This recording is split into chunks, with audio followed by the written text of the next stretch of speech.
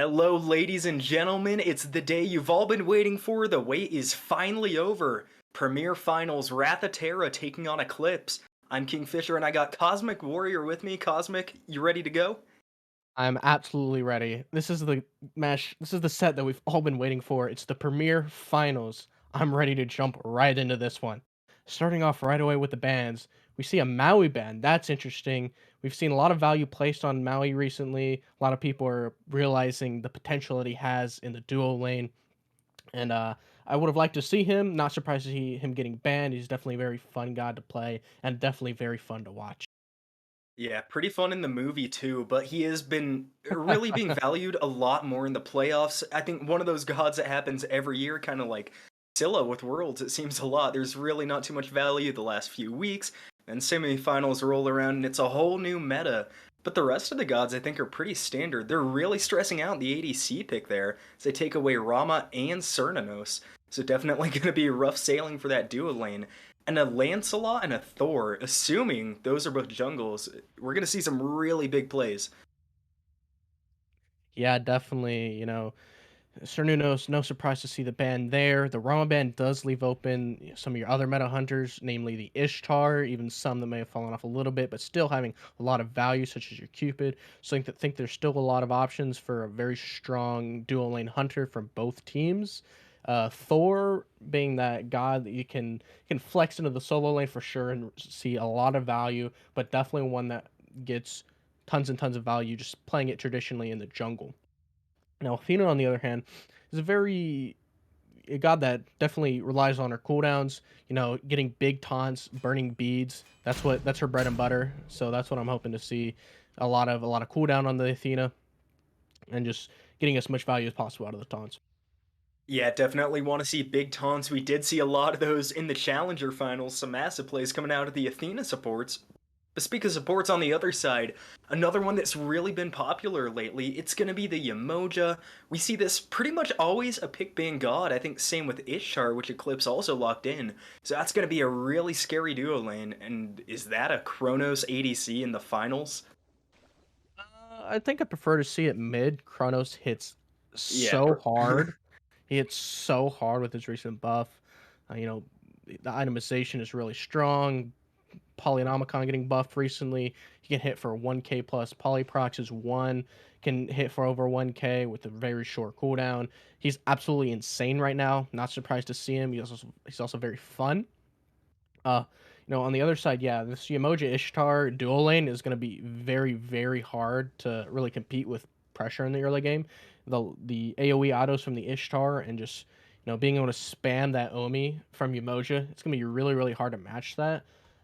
So maybe they're going for towards an ADC that can sort of help that. Maybe they just want to lean back into the more traditional meta hunters, just the Cupids or something likewise. Yeah, Yeah, it's it'll gonna be rough. definitely be interesting to see where they go next. There's really a lot of ambiguity with that Wrath of Terra draft. I mean, all those picks can play at least two, if not three roles. So kind of gonna be hard to pin that one down. But speaking of bans, there are gonna be a lot of solo lane bans. The next four, two magical, two physical, and the tier ban. That is a god I don't think we've seen banned all season long. Here's just one of those gods that you can just pick and know you're not going to be feeding early. You're going to have a decent early game, just an absolute pressure bot in lane, having no problem killing the wave, surviving, healing, great sustain. So it's just kind of one of those gods that you can just lean back. It's a comfort pick. You can pick it last if you need to. There's really just no issue with it. Maybe not the highest ban priority, but certainly not worth just ignoring. Now, Bologna Yeah, and Cthulhu, on the other hand, those are two absolutely dominant solo lane guardians and warriors. Likewise, some of the best, some of the highest pressure team fights and laning phase as well. yeah, definitely are. Now Starscream being locked in, it's the Jingwei, so it does mean you were right. Kronos gonna be headed to the mid lane. Those 1000 damage abilities certainly on the table now. But when we look over onto the Eclipse draft, they still obviously need a mid laner. Oh, never mind. There's the mid laner Poseidon. That is another one I don't think we've seen in a really long time. But I think a pick that's always just really, really top of the game, no matter what meta. Yeah, Poseidon, he was seeing a lot of value just a few months ago. Just really, really good ability to rotate, really strong team fight with the Kraken, great objective secure, all around a well-balanced god. I really like seeing the Poseidon. I think he can make a lot of impact in the even mid to early game. Just, Kraken can just lock someone down, almost guarantee a kill every time if you land it properly. So, and not to mention you can go for the early Gold Furies and even Pyromancers just because you have so much secure with the Kraken. So it's a god I definitely like to see, and I think one that fits into their draft kind of well. Thor dunking onto someone into a Poseidon kit, they're just gonna die.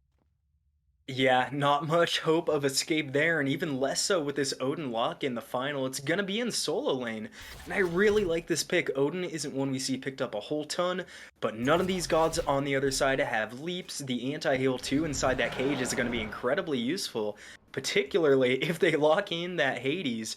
And that Hades might get absolutely melted late game if the Ishtar and the Odin can communicate properly.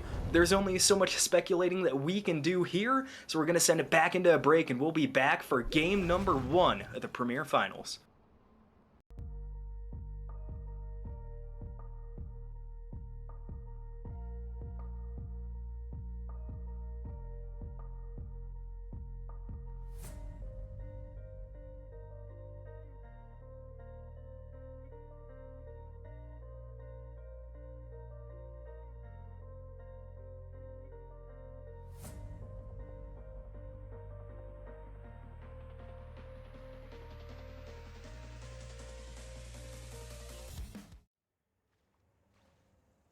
Alrighty, welcome back into the game. Sorry about the abrupt leave off, but we are finally in game number 1, and it's a best of 5 too, so it could really be the start of a long night here for us.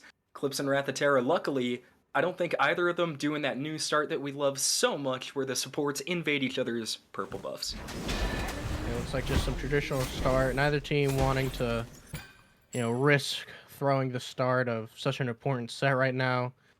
It looks like both teams were very aware. Lots of wards on the left side of the map. Good positioning if either team wanted to.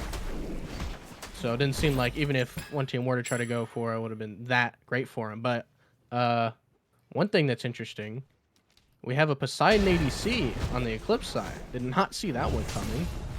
Yeah, it wouldn't be Premier League without at least a little bit of misdirection. And I like Poseidon ADC. It's a pick that I think is really good if it can be done right. The Ishtar mid, I'm a little less confident of. TheTomcatt taking a bit of damage and be able to avoid the stun though and avoid having to burn beads early. Now Swagga gets over to mid a little bit before Ratmilk does. That name is never going to get old, Zane. Yeah, I'm not too upset by the Ishtar mid. I think Hunter mid has been very good for a long time, something that's definitely viable, and Ishtar being one of the top hunters currently. I don't think that we're going to see any trouble specifically out of this pick. Curious to see how it matches up into the Chronos. Ooh, speaking of match up though, Zoats dropping really low over here in the solo lane against Astro. Has to be careful to see if Odin wants to go for the dunk, but no, just a little bit of poke. Not going to go for the Hades. I think you're right. Ishtar, I mean, we talk about time and time again, one at the top. Oh, there goes the dunk. Not enough damage though. Zoats gets away and still playing really aggressive. Yeah, I mean, Hades for so long just had such good early game clear and just such strong pressure. It's really hard for anyone to match him. But recently with some item nerfs, a bit of nerfs to his early game clear, it's been a bit rougher for the Hades in this solo lane. I've noticed in these high level games, even in lower level ranked games. I feel like people aren't valuing him as much. People are struggling a little bit more with him, which is good because I don't know, seeing Hades solo every game and having to ban him so much got a little rough, but seems like things are changing a little bit. I mean, getting out pressured by the Odin. It looks like he's going to go for the Runeforge build, which we've seen a lot more often. Very aggressive invade out of Astro here. Swagga is here to try to help him, but so is Ratmilk. But going for it, they get the steal. Yeah, they do, but now as the follow-up damage gonna ring true, Swagga and Zoats manage to get away. A little bit of a questionable defense, but now TomcaT and Hapn pulling the trigger. Hapn is going to take the purple buff. So a little bit of give and take from Eclipse on both sides of the map. I think, like you're saying with the Hades maybe being countered a bit more, definitely gets countered into this team comp, going into an Odin, a Poseidon, and an Ishtar. Really not a good situation for the Wrath of Terra solo laner.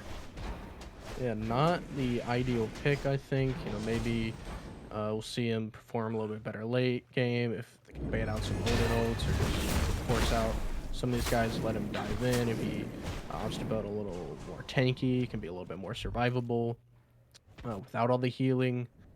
But, you know, only time's going to tell. So that's going to be an interesting matchup that we're going to have to look forward to later. Yeah, definitely will be. We normally see the Hades build pretty far into damage. Luckily, I think, or probably smartly, gonna have to build at least a little bit of defense in there without that innate lifesteal. Gonna be really hard to survive inside the Pillar of Agony. Now, Spook's playing really aggressive here. Swagga still hasn't ticked over to level 5 yet, neither is the Thor. So no immediate threat of death there in that lane. And yeah, it's a lot more passive than I thought it would be. Normally in these high-pressure games, we really see teams come out swinging. Yeah, neither team wants to overstep their bound. That being said, a lot of aggression right now. TomcaT dashes in. A lot of damage onto Poseidon. TomcaT dashes in. He still ticks over to level 5, though. Has a getaway if he needs it. Instead, it's AceConcept. Looks really low. Here comes Swagga without the ult, though. I think Poseidon is going to be safe on the tower line. Indeed he is. Ratmilk rotates over. justmedre being poked out, though. No kill threat again, though, so just a little flexing of the muscles here from Wrath of Terra. And Zoats finally gonna back behind the tower. We saw some rotations in Kronos was looking to rotate over there. Luckily, it looked like Eclipse either sussed them out, some wards, just good communications, understanding some of them were missing, going over into the left side jungle, so they kind of backed off. That being said, being aggressive. Oh, and the Athena taunts in too. justmedre has to use the ult to try and stay alive. Not gonna work. TomcaT gets a killing blow, but now Wrath of Terra are out of position. Ratmilk in the back takes down Swagga. Hapn and TomcaT still trapped in. Well, a big stun from the Ishtar. TomcaT low. TomcaT dead. Ace gets the kill. It's a 2-for-1 for Eclipse, despite losing the first blood. And see, this is probably why we were seeing just a little more passive play, because they didn't want to make a play like that where, you get aggressive, you decide, to be confident, and then, these really high levels, good teams are going to, have the answer for it. They're going to rotate in, they're going to clap back, they're not just going to let you get away for free, they're going to punish you in some way. Yeah, definitely. And it was a really good invade at first. I mean, they got the purple pretty cleanly, got the kill too. Or no, sorry, they didn't get the purple, as Poseidon just now picks it up. But got the kill, unfortunately, just not enough ward vision. I think Wrath of Terra the only ones with the deep wards there, and obviously it was not enough to properly warn them. So they do pay the price for that one. Now Eclipse, still really even in gold. I think getting that first blood definitely kind of saved Wrath of Terra off that invade. And they also got the Scorpion, which Eclipse have not done. They're definitely positioning in a way where I think they will be pretty safe to do it. Which does look like that's what they're going to go to do. In these high-level games, every little bit of microform like that matters. Oh, and a big Kraken He's dead! Oh my god! Wow. And that is why you ward, ladies and gentlemen, so that doesn't happen. You need Poseidon ADC. He doesn't need the auto attacks, all you need is one Kraken. A Hunter is not going to withstand that, and the third kill of the game for Eclipse. And that is a really good play call by Ace. I mean, Jingwei can't have been expecting it. We saw him on the map, and even we weren't expecting it. Yeah, no, he just went in, pressed 4, and there was just practically nothing that TomcaT could do there. I mean, yeah, that just goes to show, kind of the power that some of these mage ADCs have. You just don't expect an ADC to come out with a huge mage ultimate that does half of your health, like we just saw. Yeah, I mean, only chance of survival there was to get into that ultimate. Now Swagga pushing Ratmilk away. Thor up into the sky zone. Lance gets the stun, not feeds out. Swagga's gonna fall to Spooks in the mid lane, but now big taunt by Athena finds 2. River's Rebuke gonna lock Hapn in, but escapes into the jungle. And that's gonna stop the mini brawl in mid lane, but one more kill for Eclipse. Slowly but surely carving themselves out a small lead now, up about 1,000 gold. Yeah, just about, seeing some good reactions from Hapn, maybe not quite quick enough. They were able to force out the emoji ult. That's a very long cooldown ultimate, but other than that, I think Eclipse have put themselves in a very good position where they're looking towards these early game objectives, an early Gold Fury, maybe an early Pyro once it eventually spawns. We're gonna have to see, how they decide to position on this map. Whether they decide to focus more on the left side for Gold Fury, if they decide that they're out of position on the right side, and they'll get a pick and just go for the Pyro instead. Both, options that Eclipse needs to sort of look for just to expand the lead that they have. Yeah, definitely always something we like to see, these teams being a lot more proactive with their lead, which you don't always see. Some people just get a little bit comfortable, but luckily I think this far into the playoffs in this league, Eclipse definitely not going to let that happen. I think, like you said, I'd be looking to group up around this right-hand side. The ultimate from Astro is going to be so impactful in those team fights. Zoats still really low. Is this going to be the go button for Astro? No, the Hades just gets half his health back, but AceConcept with another crack, and TheTomcatt beads to avoids it and hangs onto that airstrike. But Swagga gonna die in mid as Spooks picks up the kill. 5-1 in favor of Eclipse. They're going for a deep jungle invade. It's a 4v2. If I'm Terra, I am staying under that mid tower. Yeah, it's definitely looking rough for Swagga on this landslide. 0-3 at 9 minutes. Not great. Definitely not the position you want to be in the jungle. Not the position you want your landslide to be in. Someone who has, power with a lead to just run around the map on his horse, tons of movement speed, and just control a lot of lanes. I think it's good for Eclipse to shut him down, prevent him from doing that, and also letting your, Ishtar mid and your Thor get super fed. Definitely good looks for the Eclipse. It is, and now Astro able to jump away. That's a Pillar Agony from Zoats. Athena lands a taunt. Astro dropping low, and Astro dropping straight to the grave. The cage isn't gonna stop that. Eclipse now lose their second member, but they started the Gold Fury. Athena ulting in on top of EmojiDaddy. Gold Fury down to half. River's Rebuke gets popped. Kronos is low in the back, but they're not focused on it. AceConcept has to walk away. Same with Dre. Terra and a 3v4 force him out. They're still chasing though. Oh, Lancelot coming in through the side. There's the Kraken. I would back away now, but instead it's Hapn dropping low. A lot of beads expended from the Kronos. Athena has to drop away low. Thor into the skies. Oh, who's he gonna land on? Looks like just going to safety, but no, going back in. Finds one stun. It's gonna be Swagga dying. Airstrike not able to clean up Ratmilk. Finally, TheTomcatt gets it. We're gonna pay with his life. The Jingwei falls in the back. Hapn and EmojiDaddy both have to walk away. And a 4v4 turned into a 4v2. Terra pursued that one a little bit too far. Yeah, I mean, that was looking like a really clean set of events for Terra. I mean, they got the pick on right lane. Athena's coming back in? I don't know about this call. Gets a triple taunt because way too early. Yeah. Little bit of timing diff there. I mean, I don't hate the call this early in the game. It's not a big deal to lose one member, but definitely got to make it a little bit cleaner than that. It's now just feeding a third death over to Eclipse in that team fight. They're now up about 1,000 gold still only. Astro gets EmojiDaddy in the cave. He's going to be able to follow up though. The Kronos has lost only a little bit of health, finds some damage. Can he find the kill? This way by TheTomcatt, and the leap not on target. Astro has to walk away, if he can walk away. He might die. TheTomcatt still following. So's Hapn. Yeah, and I think wisely Terra gonna pull off here. Yeah, I mean, that was a very aggressive play by Astro, going for the red buff, ultimately deciding to go into Kronos. Gets him very low, but not quite able to clean him up. But on the left side, we see another solo kill by Ace. Yeah, speaking of cleanup, giving TheTomcatt a clean 4 deaths there. That kind of seemed like, I didn't see it too well, but really seemed like a replay of the first kill. Just walk out of the jungle, press 4, and they're dead. AceConcept doing a lot of work on the Poseidon.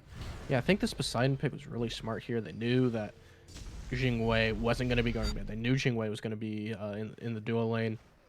And they decided to put the Poseidon up against it. Jingwei really excelling in the later game when she has a couple crit items online, a couple penetration items. But, Poseidon, someone who can just get active and do tons of damage, maybe shut her down before she gets a chance. Smart Yeah, no, picks. justmedre in trouble here. Confirms a Scorpion, but gonna go down to the grave.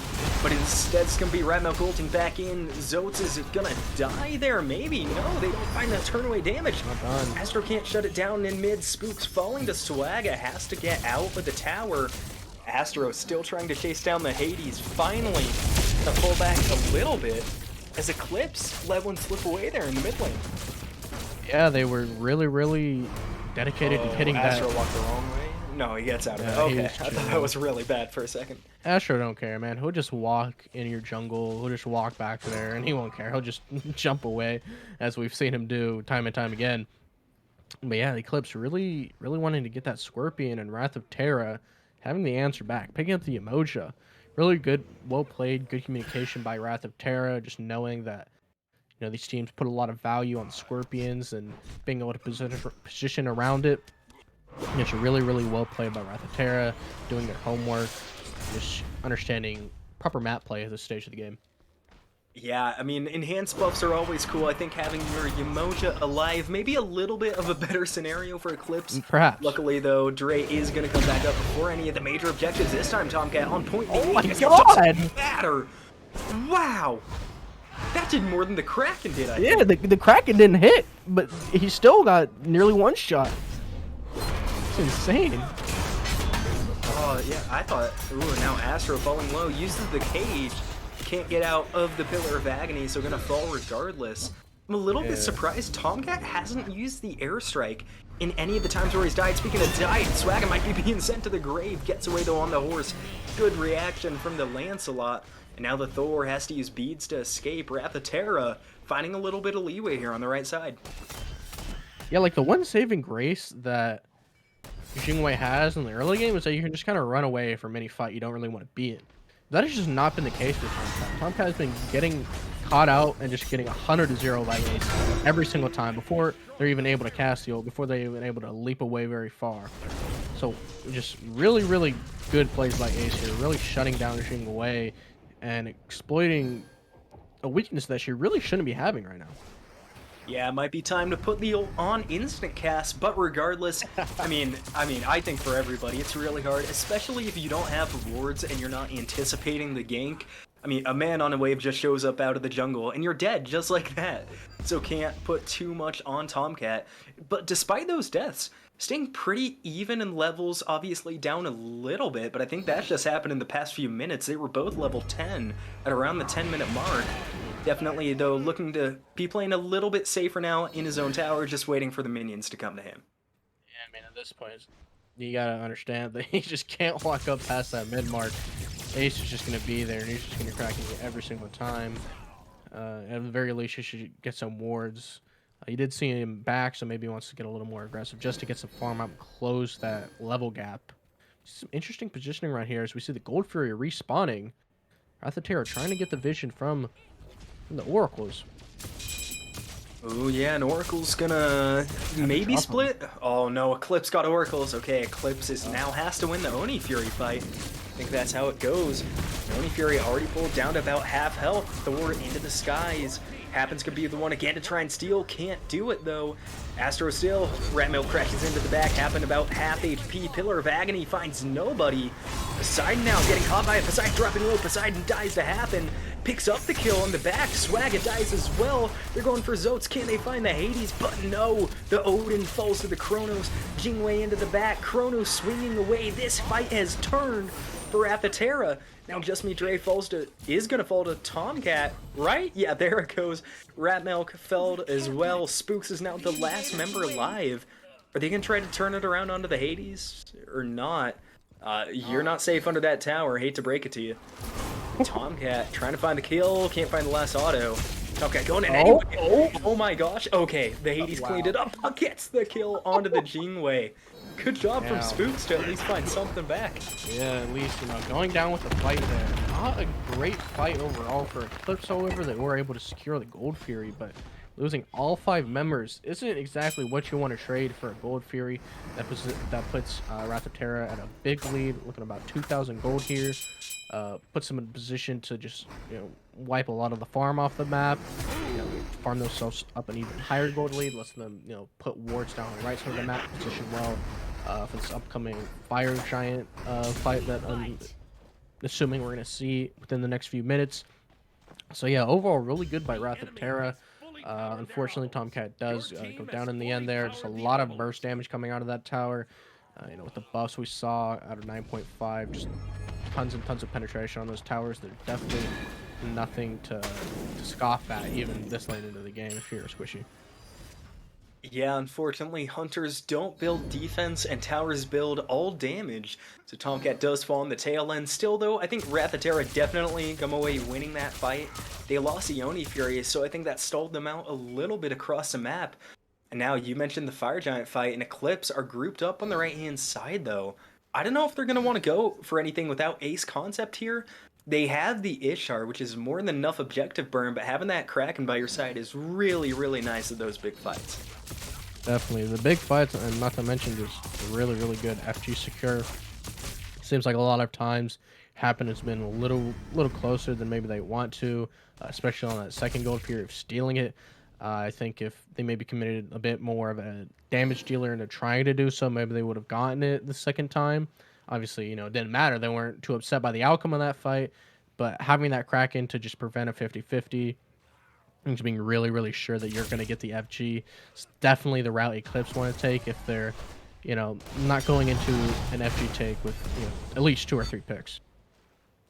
Yeah, and honestly, the more picks they can get, the better. Luckily, I think the one thing they do have over Wrath of Terra on these even fights, they have a lot more objective secure. I mean, Wrath of Terra's best chance is to throw a Chronos one at it. That really doesn't stack up against a Kraken. But now Wrath of Terra taking the aggressive positioning. Even though they're behind in kills, they're ahead in gold and they've been ahead in these last few fights. I wouldn't be surprised at all to see Wrath of Terra really pushing the agenda. But Jingwei is on the left side of the map, split pushing. Eclipse gonna now see this as she steps into the tier 1 tower. It's gonna be the go button. Kraken and a Thor dunk. EmojiDaddy wiped off the map. Astro in the back. I think it definitely best to pull back here and get the pyro. They're gonna go for the gold though. This is risky. 3v5. Oh yeah, Cage comes out. They grab Hapn, maybe they were just baiting them in. The Athena dropping low, gets into the backline though. What is Eclipse gonna do? Oh, they should not have dropped that Fire Giant, I don't think. I mean, it was rough. Either they, dropped it to fight, or weren't quite able to pick up anyone really close to Hapn. Gonna teleport back in onto the landslide. Swagga and Hapn in the back. AceConcept has to use beads and Aegis to get away from that. River's Rebuke gonna lock in Zoats. Maybe let Ratmilk escape. Turns around? Where? I think he hammered out. I don't know where Thor went, but Hades gonna have to. Spyro. How did he get over there? Hades had to blink away. Still survives. I'm gonna be questioning that one for years to come, but the Pyromancer finally falls. Athena's still here. Hapn, what are you doing? Indeed. Oh, Swagga's close. I think if I'm this Athena, I'm just leaving. I don't know why they're so aggressive. Maybe because Zoats is back at full HP. Still, this is just back and forth. Neither team wants to aggress. Only one gets taunted. Spook's gonna have to beat. Kraken back again. The Athena is gonna fall to the Poseidon. Zoats now trapped in the backline. Stun, damage. AceConcept with a double kill. Now a 5-on-3. Now they can afford to step up to that Fire Giant, but their support's half HP. I still think they have a good shot at it. Again, they did expend the Kraken, so no hard secure, but a lot of burn. I imagine Emoji's just going to be able to stay alive, but I think Wrath of Terra need to contest this. They need to attack. Looks like that's what they're doing. They definitely do. Now EmojiDaddy has to use the Aegis. Ishtar off the mark. Won't matter. AceConcept's 3rd kill of this fight, although it's just a double. Good old by Tomcatt over the tower, but Ratmilk shuts it down with the hammer. Wow. Swagga now in a 1v5 and still doesn't seem scared. And the Fire Giant is still up. Yeah, neither team really being able to commit to it. Nice, good damage. Ratmilk gets away, but the Lancelot will gonna clean it up. Athena's back too. This fight has been going on for 3 minutes, and it's gonna take probably 3 more. Swagga trying to get away, finds good damage, trapped inside the OG cage. The Lancelot finally gonna fall again to the Poseidon. The delayed quadra kill. And are we finally gonna see the teams back? Not if Athena has anything to say about it. Oh, misses the spear, and finally the fight is over. And the Fire Giant still up. All the meanwhile, this left lane has been pushing. There's a Trebuchet on their Phoenix. Their Phoenix is taking damage. That's crazy. Trebuchet, the honorary 6th member. Honestly, it just goes to show, you know, if you just ignore that Trebuchet, or if you force them to, you know, pay attention to you on this Fire Giant, the value it can have. Fortunately, I don't think they're going to be able to do much with just that little bit of Phoenix damage. But, I mean, you know, in a different lifetime, maybe that leads to something more. Definitely. Yeah.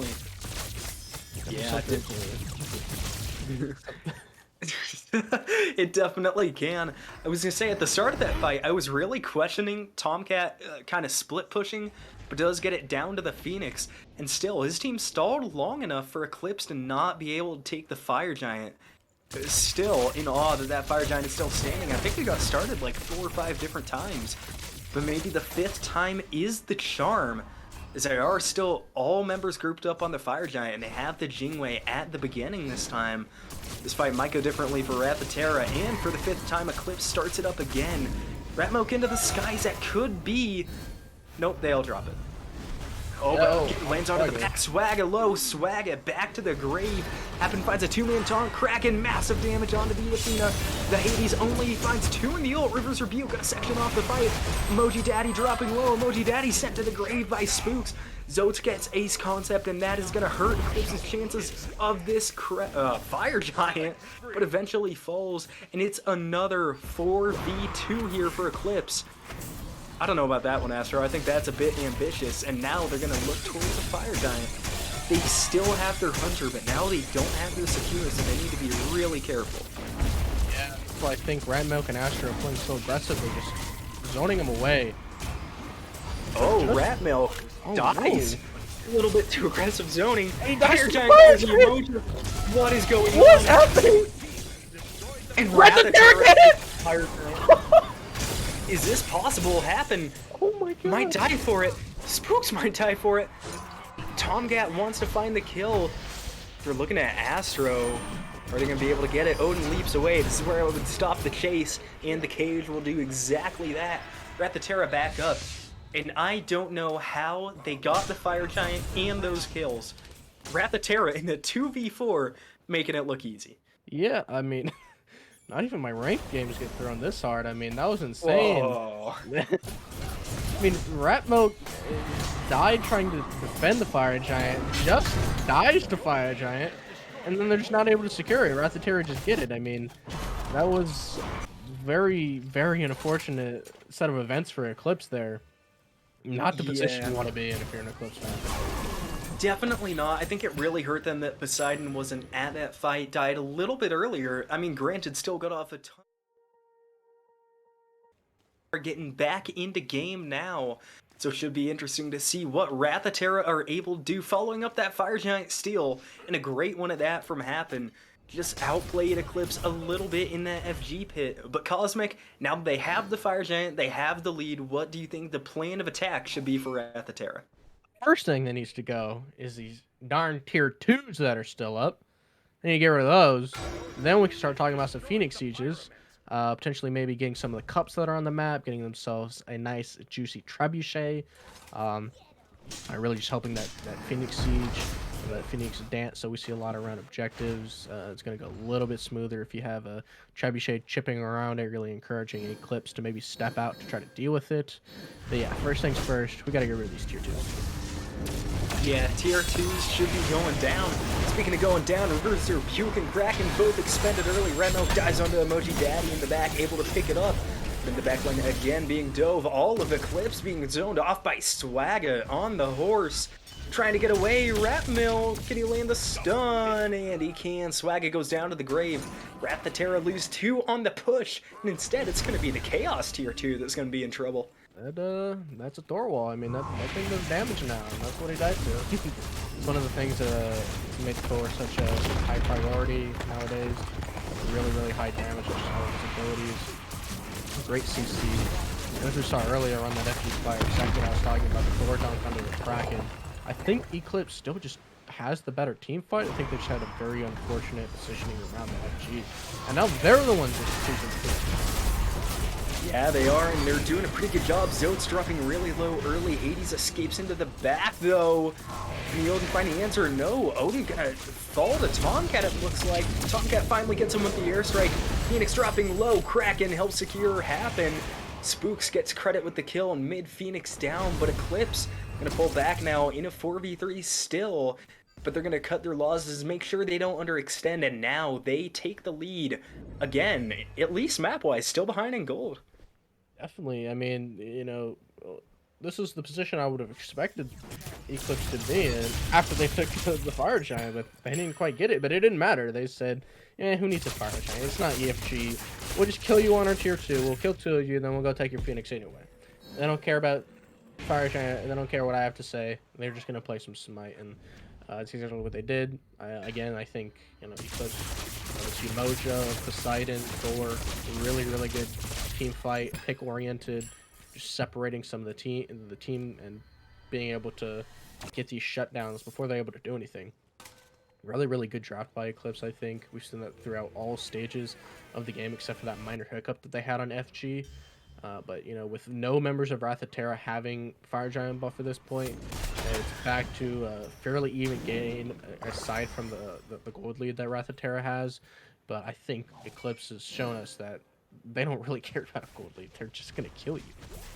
Yeah, it's true. I mean, even though the stats, I guess, beside kills, make it look like Wrath of Terra is in the lead, Eclipse definitely taking control of this one so far. And I agree with the team comp. I think the later this game goes, the better Eclipse is going to get. So Wrath of Terra need to try something fast if they're going to get shut down.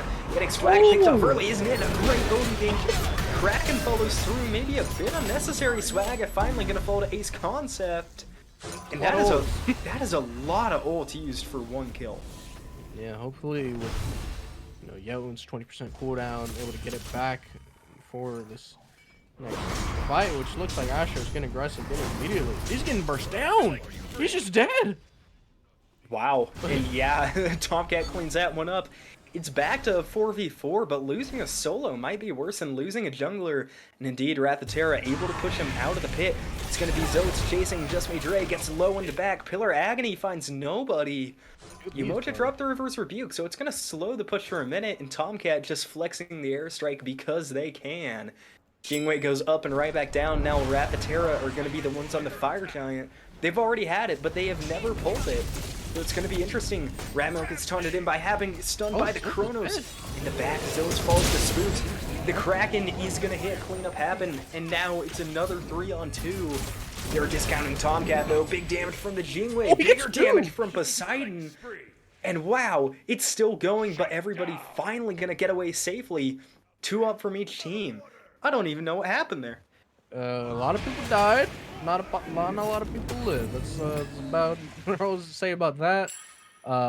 Ace decides to go for the secure onto one of the members of the Wrath of Terra with the Poseidon, or with the Kraken, rather than trying to go for the FG steal. Definitely the safer call, not just 50-50ing it, leaving enough to chance, just, removing that buff off of one of the members of Wrath of Terra. EmojiDaddy, the only one with the EFG buff at this point, so not the best outcome for Wrath of Terra, not the worst outcome for Eclipse. I think they could have gotten a little better, and maybe Astro didn't get as caught out as he did, leading justmedre. I don't know how to say that name. I think it's justmedre. So apologize if I am saying that wrong, but I'm like at least 50% sure it's right, just like those 50-50 Fire Giant calls, so we'll call it even. It's Smite. It's not the end of the world if we say it wrong, hopefully. But now, both teams, they kind of stalled out a bit. I mean, the Gold Fury's down, the Fire Giant's down. Phoenix just now coming back up. Wrath of Terra have to play a lot safer here. If I'm Eclipse, I want to take advantage of this momentary kind of lapse in aggression. Indeed, they are walking right over to the Pyromancer. Yeah, absolutely. I mean, Wrath of Terra have taken Fire Giant and tried to aggress on it before, and it hasn't worked out. I think they still have a good chance if they maybe just play these team fights a little bit better. Speaking of, this looks like this is what we're starting to get into. Astro is aggressive. Yeah, We are. Zoats the target, not going to find much though. Big Odin Cage going to lock in Hapn. Reverse Rebuke as well. So much expended on the Athena. Finally falls. Hades Pillar of Agony finds a lot. Ratmilk falls. AceConcept as well. They get Zoats back. Spooks falls as well. Now 3v2 in favor of Wrath and Terra, and only the frontliners available for Eclipse, so they're going to have to back off. I don't know how your frontliners live and backliners die. Just a little bit of miscommunication there from Eclipse, and it's a really bad team fight on the back end. They lose their tier 2, and the Phoenixes might be next. Yeah, I mean, that was just a really weird position to fight. It looked like both teams were like parallel to each other on either side of this wall. Definitely not a common fight. Maybe the backliners weren't quite used to that positioning and just ultimately got out for hold it. on. Wow, okay. I mean, they took the Phoenix. I don't even know how they took that. Great play calling, though, from Wrath of Terra. You can bet Athena going to be ulting in now, too, for this Phoenix push. They are going to go for Phoenix. No, they're not. They're going to fall back as well. I feel like they could have got more aggressive there. That would have been a 4v2. But instead, just walking over to the tier 2 tower. It's definitely a safer call, but I think this is the stage of the game, especially given Eclipse's draft, where you really want to get a little ambitious. Yeah, I think the way they were able to get that Phoenix so easily was two ways. For one, late game crit Jing Wei with penetration. Number two, Chronos with Polynomicon. Your towers aren't gonna stand much chance against those two. That's how it fell super quickly. But yeah, I think maybe Wrath of Terra, even if they didn't want to like aggress towards another Phoenix, at least could have taken the right side tier 2. Ultimately, they decided to just reset, maybe push out some of these waves. I don't know if they necessarily need to wait for the next Fire Giant. It does look like they're sort of playing back at this stage. Just picking up some buffs, picking up a little more farm, finishing off their builds. Looks like just about all of them are pretty much full build. Lots of relics. Maybe they just want to go for the power pots. Just getting any sort of advantage at the stage that they can as far as power spikes. But yeah, it does look like they're just going to group on the right side, eventually wait for Fire Giant to come up in the next couple of minutes. And not much to be said about that until then. Yeah, and there's about 30 seconds on this Fire Giant, and it is going to be the first, second EFG of the game. I guess the last one was an EFG, but there was just so much happening at the pit that not a lot of people came away with the buff around their belt. So definitely going to be an important fight here for both teams. Wrath of Terra have had the upper foot on the last few after Eclipse had to pull back after just getting the Phoenix. So really going to be interesting how we see the Order team step up. And it looks like we got a pause coming through, so unfortunately we do have to send it to another break, but we will be back in just a bit with the conclusion of Game 1.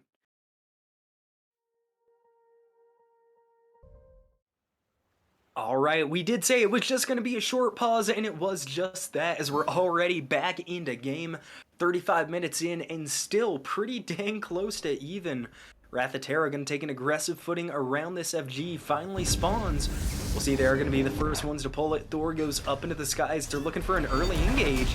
Goes on to Zoats instead of Swagga. Zoats now dropping low. Oh my gosh, and the Hades, not Athena, that's the wrong person. Dropping super low, but instead TheTomcatt picks up Ratmilk. Hades finally falls in the back to Astro. Big Kraken going to be off the mark though. AceConcept finds one. EmojiDaddy into the ult. AceConcept finds a double kill. Can they get a triple? Eclipse on the forefront of this fight. Hapn is going to ult over to EmojiDaddy. They need to try to save the Chronos if they have any chance of staying in this Fire Giant fight. Eclipse finally going to turn on to the Chronos. Chronos might just kill the Odin though. They're chasing him down. Eventually. Oh, huge taunt. Massive taunt from Hapn. EmojiDaddy might live, or he might not.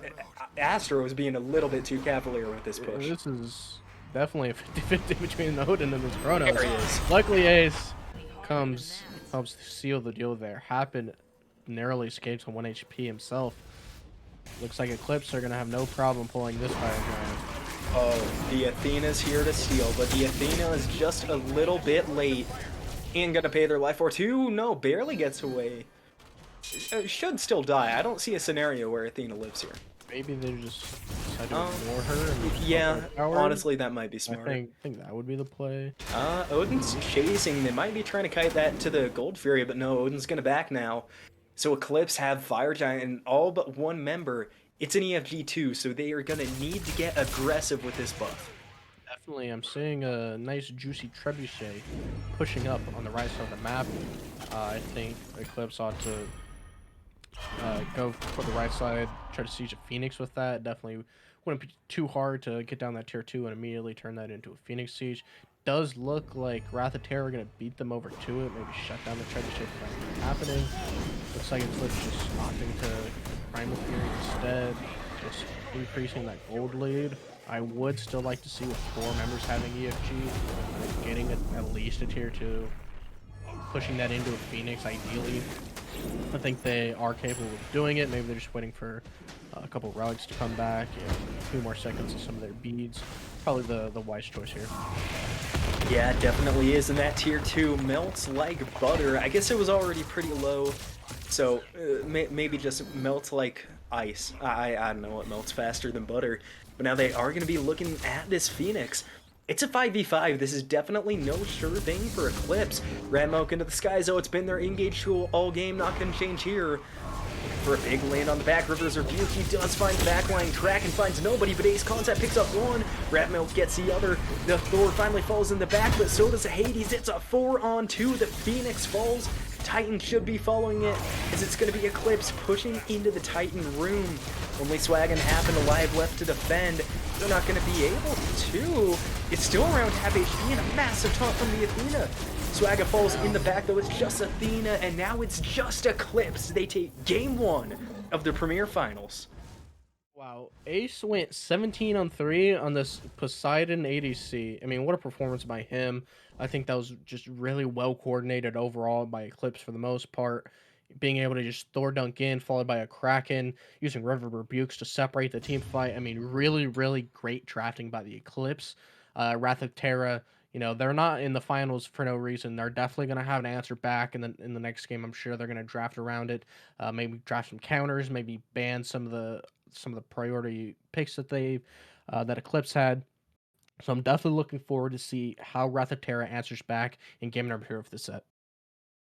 Yeah, it's definitely going to be an interesting one. And they were really in that game the entire time, only late game, I think, really slipping out of their hands a little bit. But looking across at the kill deaths, eyes have to go to AceConcept. 17 and 3 on the Poseidon. ADC, no less, 43,000 damage. Definitely making his contributions felt. It's a really good first game from the Eclipse ADC. I'd be excited to see if he's going to be able to have the same impact in game 2. Yeah, I'm sure Ace is feeling really, really well. Great mental going into game number 2. Yeah, it definitely should be, but that's going to be it for us on the desk. So we're going to throw it back to a break. Stick with us. We'll be right back with game number 2 of the finals.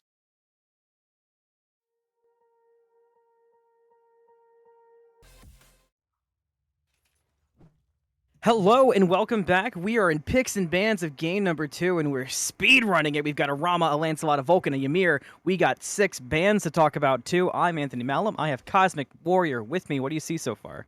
Seeing 3 Guardian bans coming out of here. I mean, I'm no surprised to see the emoji ban. I mean, that Rivers Rebuke, such a great team fight. Ultimate, just being able to separate out the team fights, leading to numerous picks. Not surprised to see it. And again, I was talking about in game number 1, Maui having such great pressure early game, being able, again, leading to just a lot of picks with his one, and it's just really, really high CC kit. So that's nothing to scoff at there. For sure, and we see a tier come out, but what I do notice, the Rama was banned in game number 1, so we didn't get to see it.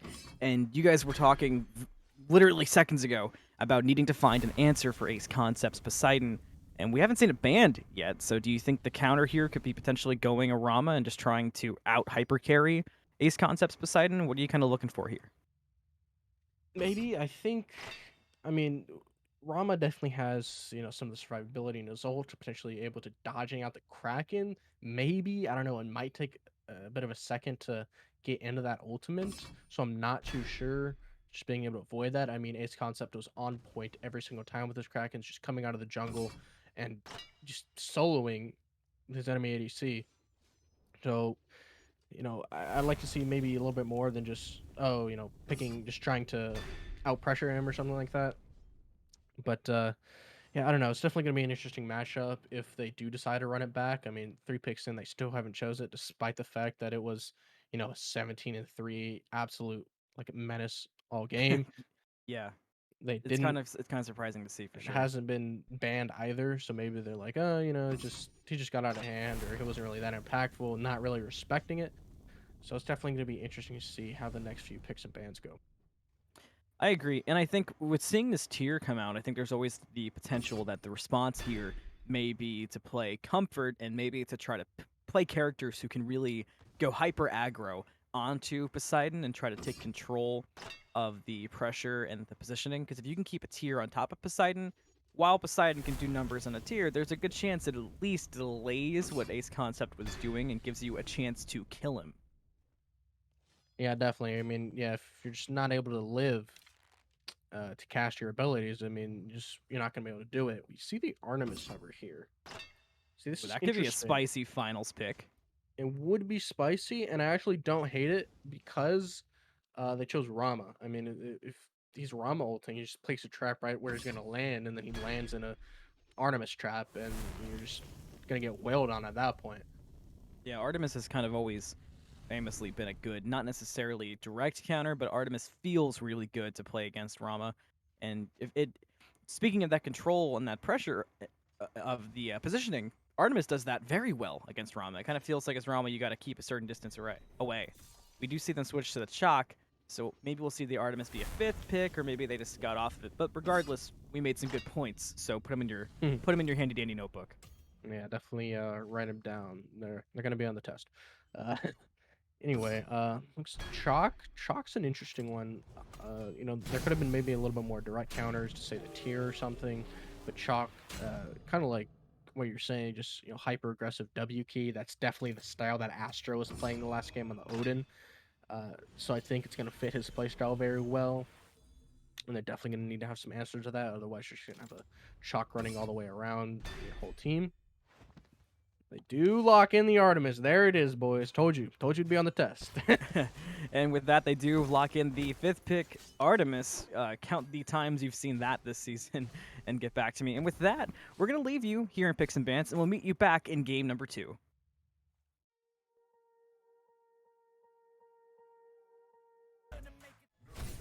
If the back and forth was anything to go off of, game number 2 is going to be crazy. I'm Anthony Malum. I have Cosmic Warrior by my side, and let's do it. I'm really interested to see how this the solo lane matchup goes. Chalk, not someone we see too often in high levels of play. Looks like he's going Bluestone into Transcendence. Definitely the build I like to see on Chalk. Definitely a fun one. I think it actually is one of the more viable ways to play Chalk. Again, talking about picks you don't see too often. Artemis, not even stepping up to try to contest the wave clear. Not surprised there. There's just no way you're gonna outclear Rama, especially on Artemis. Maybe Ymir's pretty decent Guardian wave clear, but alongside an Artemis, you're just not gonna match that up with Rama. I agree. It's a really tough matchup for the first couple of waves, and just sitting under your tower and playing it smart for those first 2 and allowing yourself to stay full health, save on your potions. It was all good decision making there by AceConcept. Yeah, definitely not the kind I'd make if I'm not supported there. I'm definitely dying and getting first blooded. So it's just what I do. I just step up, man, and then I die. Anyway, see, the Cert pick is interesting. Not one I love to see too much on support. I think it can be made to work. You see there effectively landing the stun. That's one thing I think serves a little rough at, that stun's a little inconsistent when it comes to land. It has to be at a decent range, a little bit hard to hit. But in these high level premier leagues, they're gonna land those stuns. Yeah, one thing I can kind of try to at least foresee with the Cerberus is I could see them attempting to really get in and cause some chaos late and try to set up EmojiDaddy, TheTomcatt, and Swagga to really do some numbers on the backline as the Cerberus is just there wreaking absolute havoc and just causing pure chaos. And with the combination of tier, you kind of have 2 characters that do the same thing in just different ways and they kind of get in your face and just cause that chaos. So I like their chances to do some damage. We do have a blue buff invade that was not quite successful there from Ratmilk, as Swagga caught on in the perfect amount of time. And with that, we will be right back, as it appears we do have a slight bit of a desync coming out.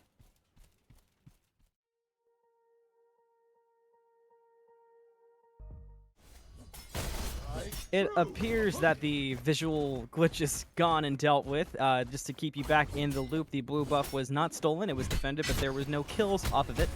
So everything's pretty much back to normal and calm. We do see a purple buff invade that's been successful. Watch out for that Cerberus attack speed coming at you.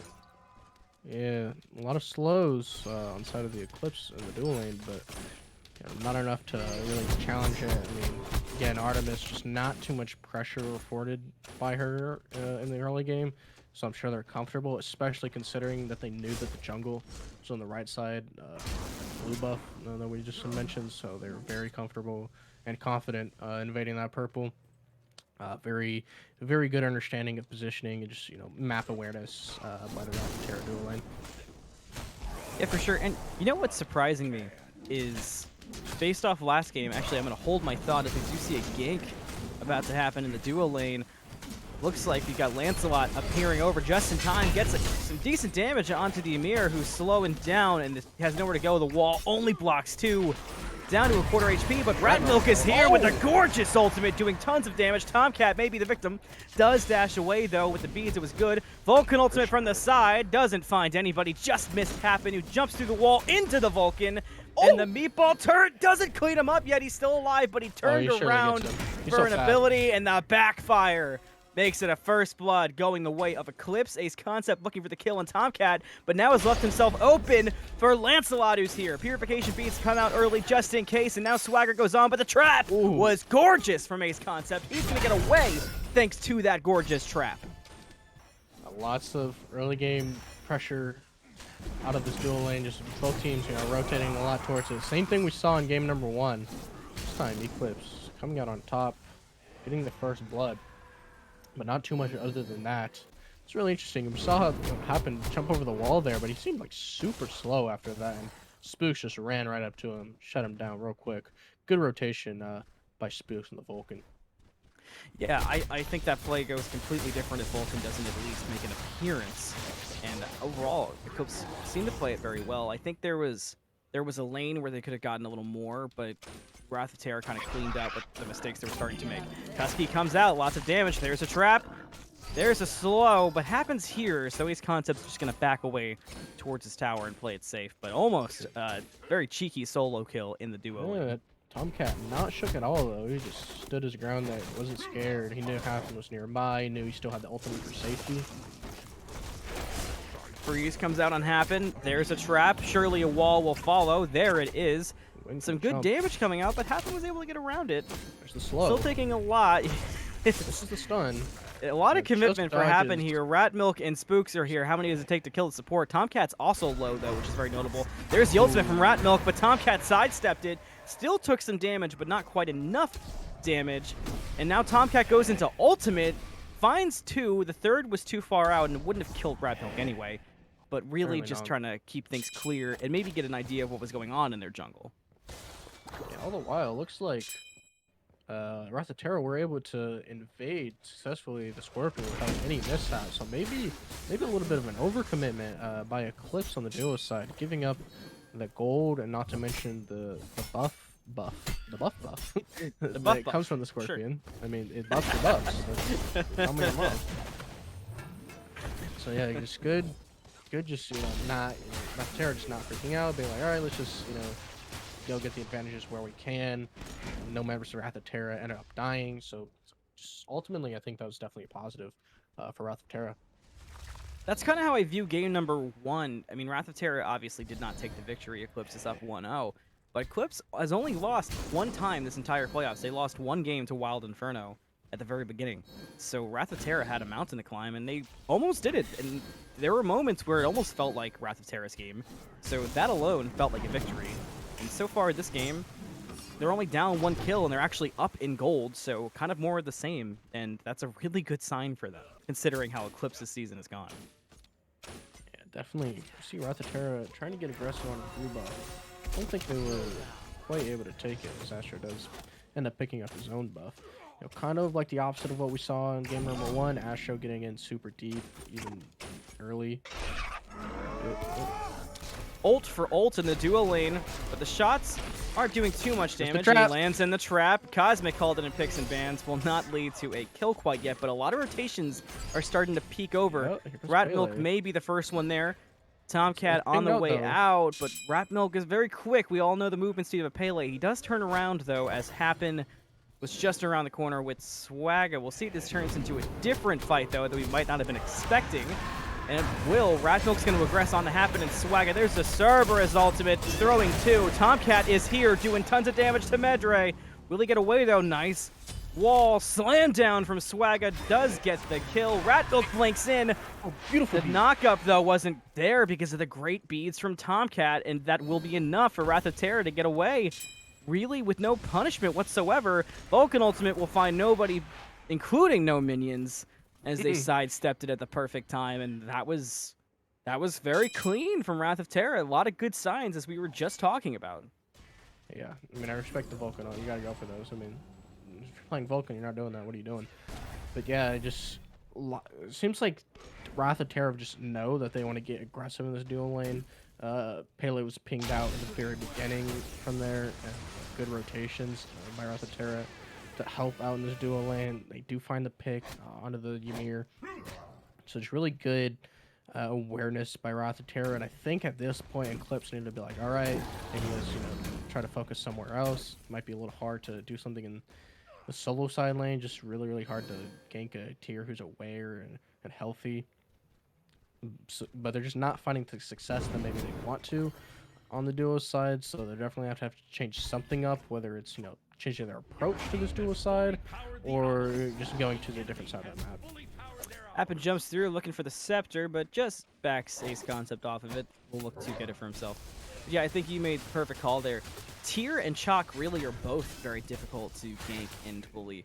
They're just so tanky. They're so healthy. They have such a strong getaway mechanic built in, especially Tyr, that it almost feels not worth it, and it feels better to just put your attention elsewhere. Yeah, I agree, but it just leaves Eclipse in a rough spot. Not being able to do much on either side lane just leaves you in the mid lane, where it tends to just be really protected, really close to tower at all times, where the supports tend to be. And I mean, a lot of aggression going on to the Ymir. Is caught out. There's a Cerberus ultimate. Lands him in place, and Swagga picks up the kill onto the Ymir. They turn and look at Spooks, but there's nothing quite there. This will turn into a gank and duo, though. Ratmilk is here. Gonna look for the ultimate. Does get slowed for a second. Up into the sky is TheTomcatt, really just buying time. Surely a trap will be waiting, much to Cosmic Warrior's pleasure. There it is. Ratmilk gets the kill. Tusky out on the Swagga, who just got over here. Give him a second to get his footing. Takes a lot of damage and has to get out of there quickly. Hapn getting chased over on the other side of the map. Blink through from Astro to cut him off. There's the Vulcan ultimate, and it's good from downtown. Spooks gets the kill onto Hapn. Zoats is here, though, and pushes Astro under the tower. Good damage followed from EmojiDaddy. There's the ultimate from Zoats. Astro, though, is on Chalk, and what did I say about Chalk? He's hard to kill. He gets away. Zoats is still hot on the chase, but this might turn into a Gold Fury for Eclipse if they don't play it safe, and it probably will, as the only person here to contest is just now getting there, and he's kind of late, and he gets walled off for the secure. Who needs abilities? Just use a wall. Eclipse gets the Gold Fury at 11 minutes. Yeah, they had no way to stop Swagga if they were going to stun him, so just throw the wall. Have your ability hit the wall. Honestly, for a second there, I thought he had a decent chance of stealing that, but really good play by the support from Eclipse. That was, an interesting take of what I was saying. They needed a different approach to, ganking this dual lane. So what they did was, they made their Ymir into mid and led them distracted and, killed the Rama on the left side, ultimately leading to, another pick on Hapn in the mid lane. Ultimately leading to Gold Fury. So I think that was well played by Eclipse, sort of, getting that footing that maybe they're struggling with, shrugging off the failures and just, keeping going for it. Astro wants the Scorpion.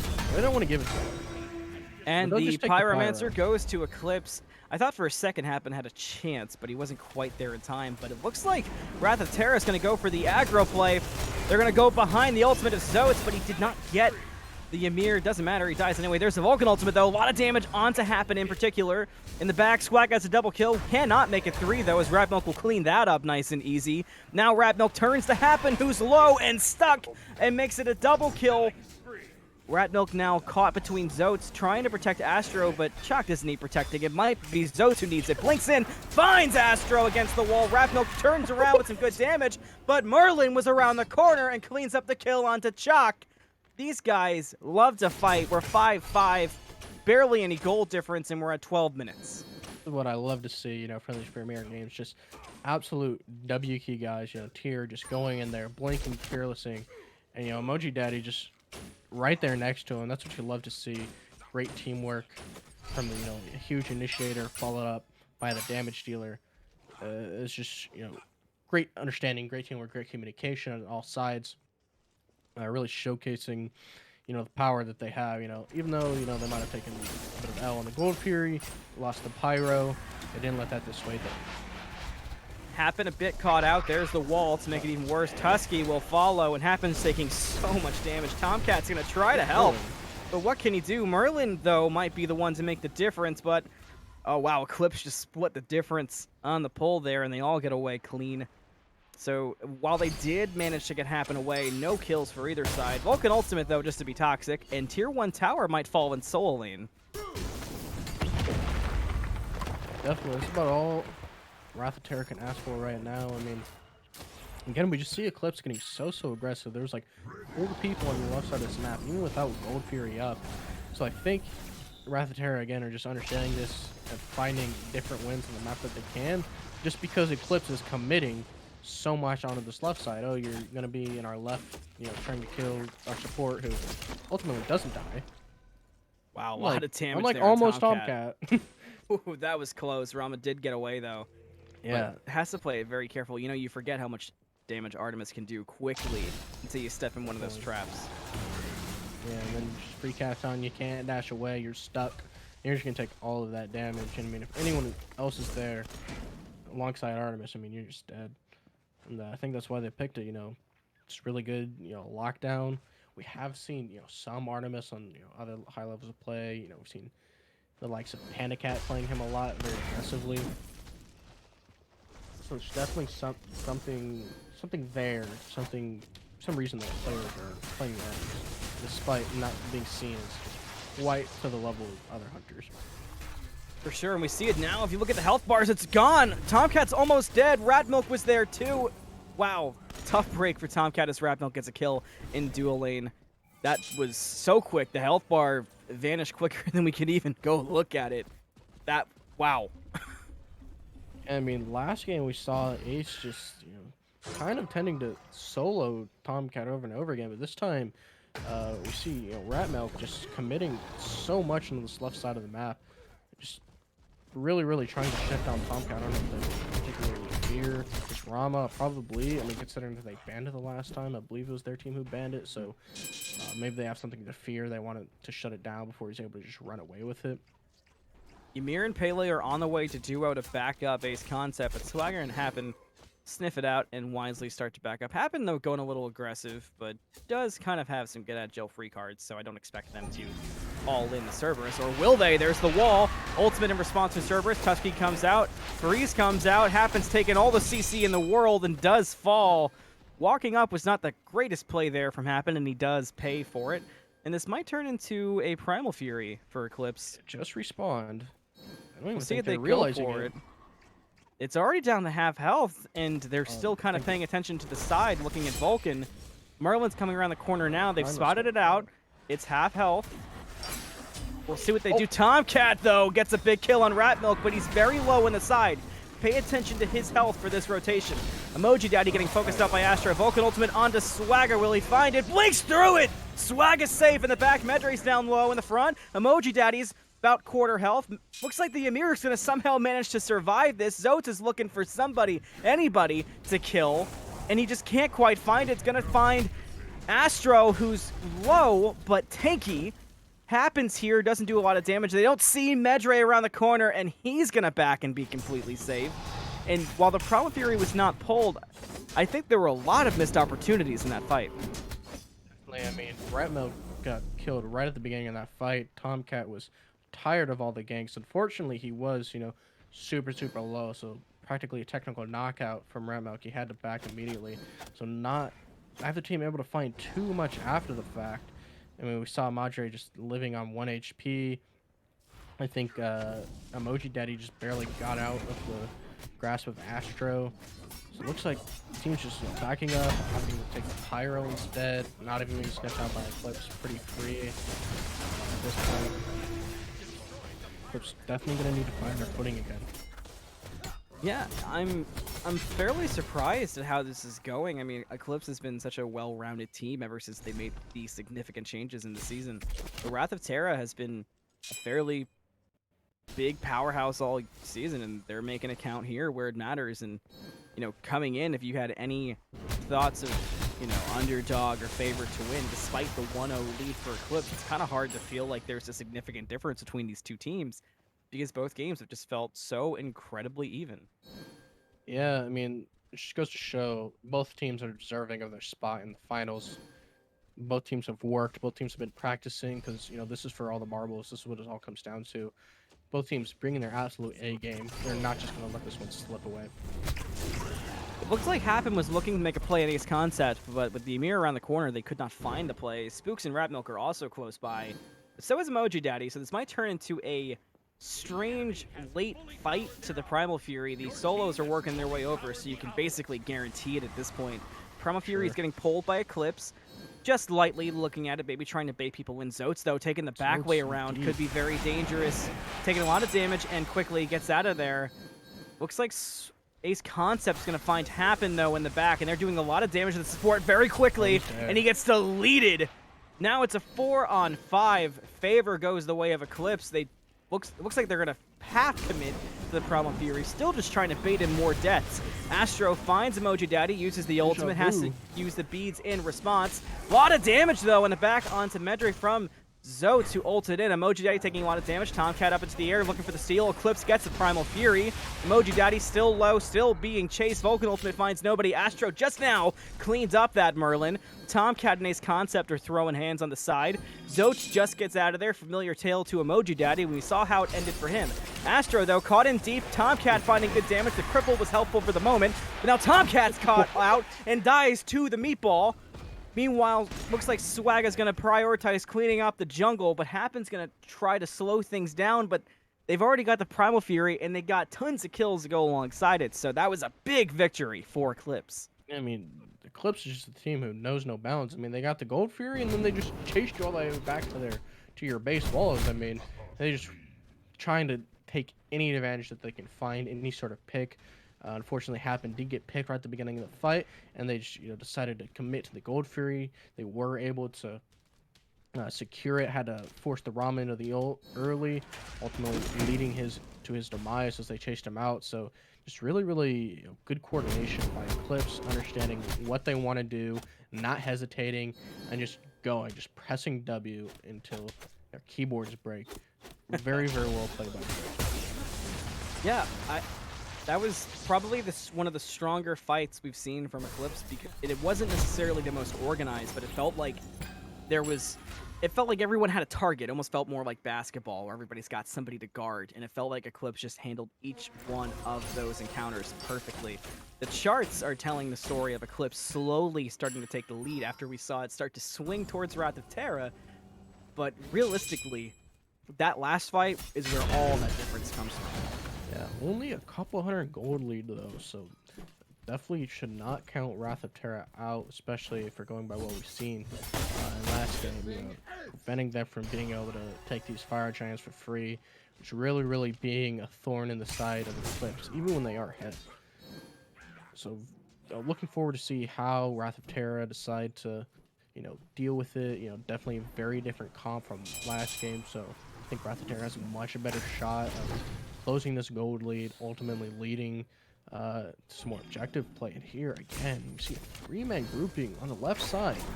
You're looking for Hapn. There's the wall. Hapn has to use that ultimate in response, but just taking CC. It's chained perfectly. They get the kill onto the big bad dog, and that's a big kill for Eclipse here. as they're showing time and time again they can get rid of Hapn. Astro blinks in, gets EmojiDaddy doing a lot of damage. This Vulcan ultimate from Spooks, and Ratmilk deletes EmojiDaddy. It's a double kill for Ratmilk despite the distance traveled. Now Swagga might make it 3, but will get away with barely any health to speak of. Astro, though, trying to sneak around and look for it. We'll see if he finds it. Does not. Sees Swagga late, can't get that either. TheTomcatt will scare him off with the basic, but it was close there for Astro. Almost found 2 people, but might have just sent the axe a little bit too early.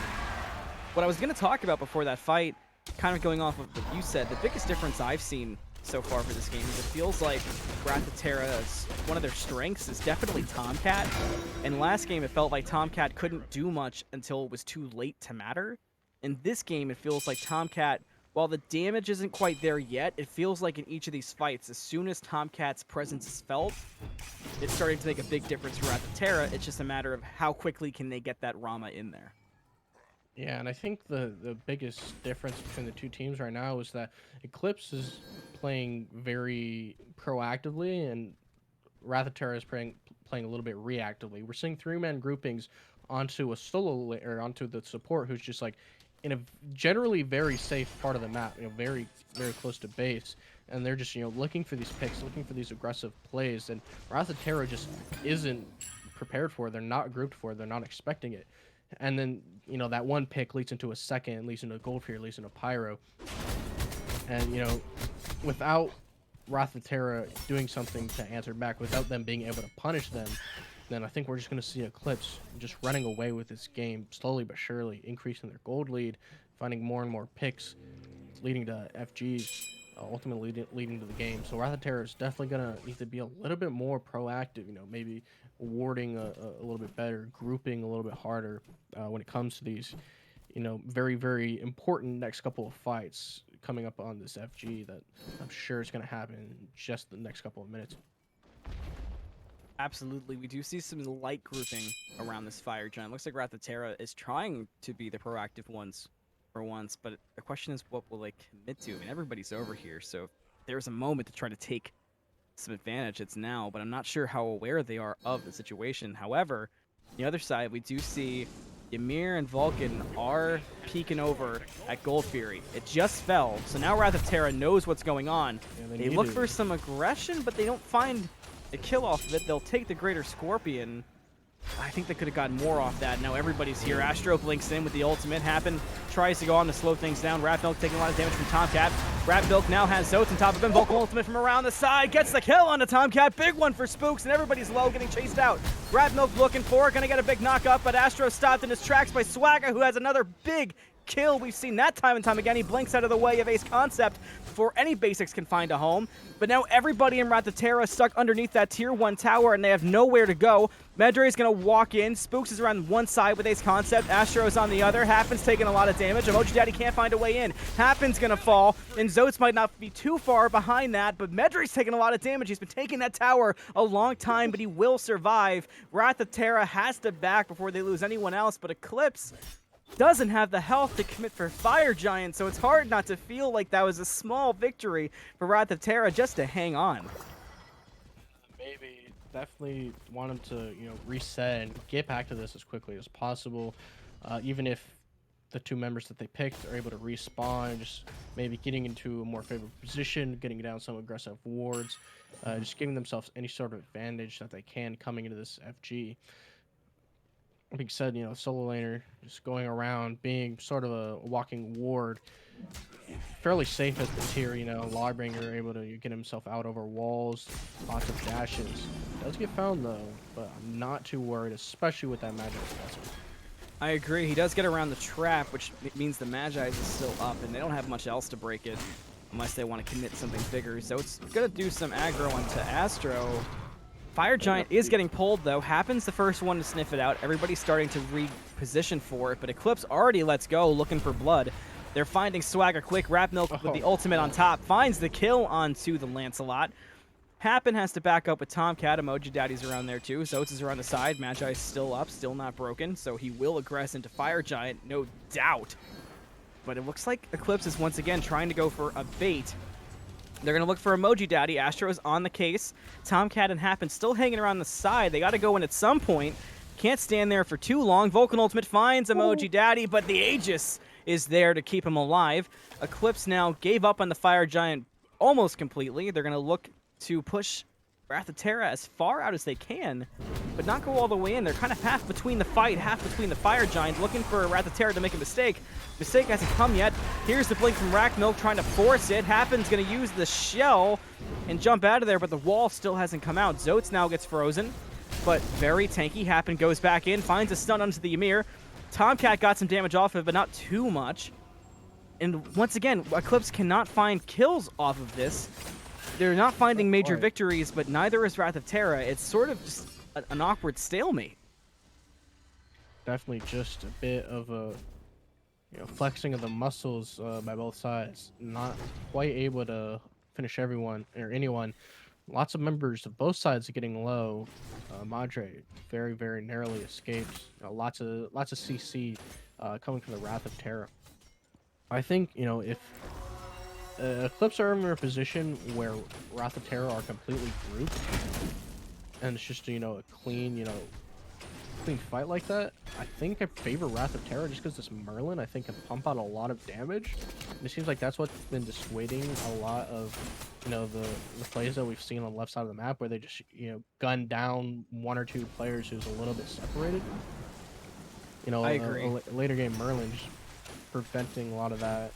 Astro not big having lack of magic defense too. Yeah, I was gonna say Astro not having that much magical defense. There's Astro with the blink as we're talking about him. Fire Giant down to quarter health. Zoats is there. TheTomcatt goes up into the ultimate, but Eclipse didn't commit enough. Eclipse gets the Fire Giant. They did not let TheTomcatt steal, but Swag killed Medre. Astro is gonna clean EmojiDaddy, make it AceConcept with the trap. And now Wrath of Terra's got to get out of there quickly, but they're going to run into Astro. But they're going to do a lot of damage to Astro. Gets out of there for a moment, but runs into Zoats. But Eclipse isn't done. They're still looking for more, but AceConcept walked right past TheTomcatt. But it didn't matter anyway, because Ratmilk cleaned up TheTomcatt, and AceConcept flipped his mouse around and killed Zoats. And now Wrath of Terra does not have any leg to stand on as they fall into Eclipse and give up the Fire Giant. They did clear the belt off of two people, but it's arguably on the two people it doesn't matter on. Yeah, for a second I thought maybe they committed a little too much, just getting a little antsy around the Fire Giant, but ultimately Wrath of Terra just not being able to find the picks, just narrowly escaping them, and Eclipse, again, just really, really good grouping in these team fights, leading them to having an advantage in these little skirmishes that can lead themselves to picks, leading themselves to, lowering these health bars, which ultimately end up leading to, someone having it back, someone having to get out of position, or ultimately, again, just leading to a pick that just favors the team fight of the Eclipse, when I feel like Wrath of Terra kind of has a better team fight comp. I really like Merlin's team fight capabilities. That being said, there's definitely, Vulcan's team fight's nothing to scoff at. Just so much damage that can be pumped out of him. But yeah, just not looking great for Wrath of Terra right now. It is just G, not quite EFG just kicked over.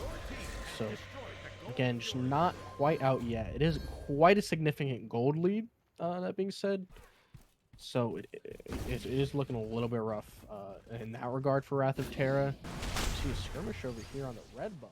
Some action. Astro goes over the wall, blinks through, but Zoats is right behind him and goes through with a nice fearless. TheTomcatt gets the kill. The Vulcan ultimate finds nobody. It came a little bit late for Astro. Tusky's here, though, and doing some work.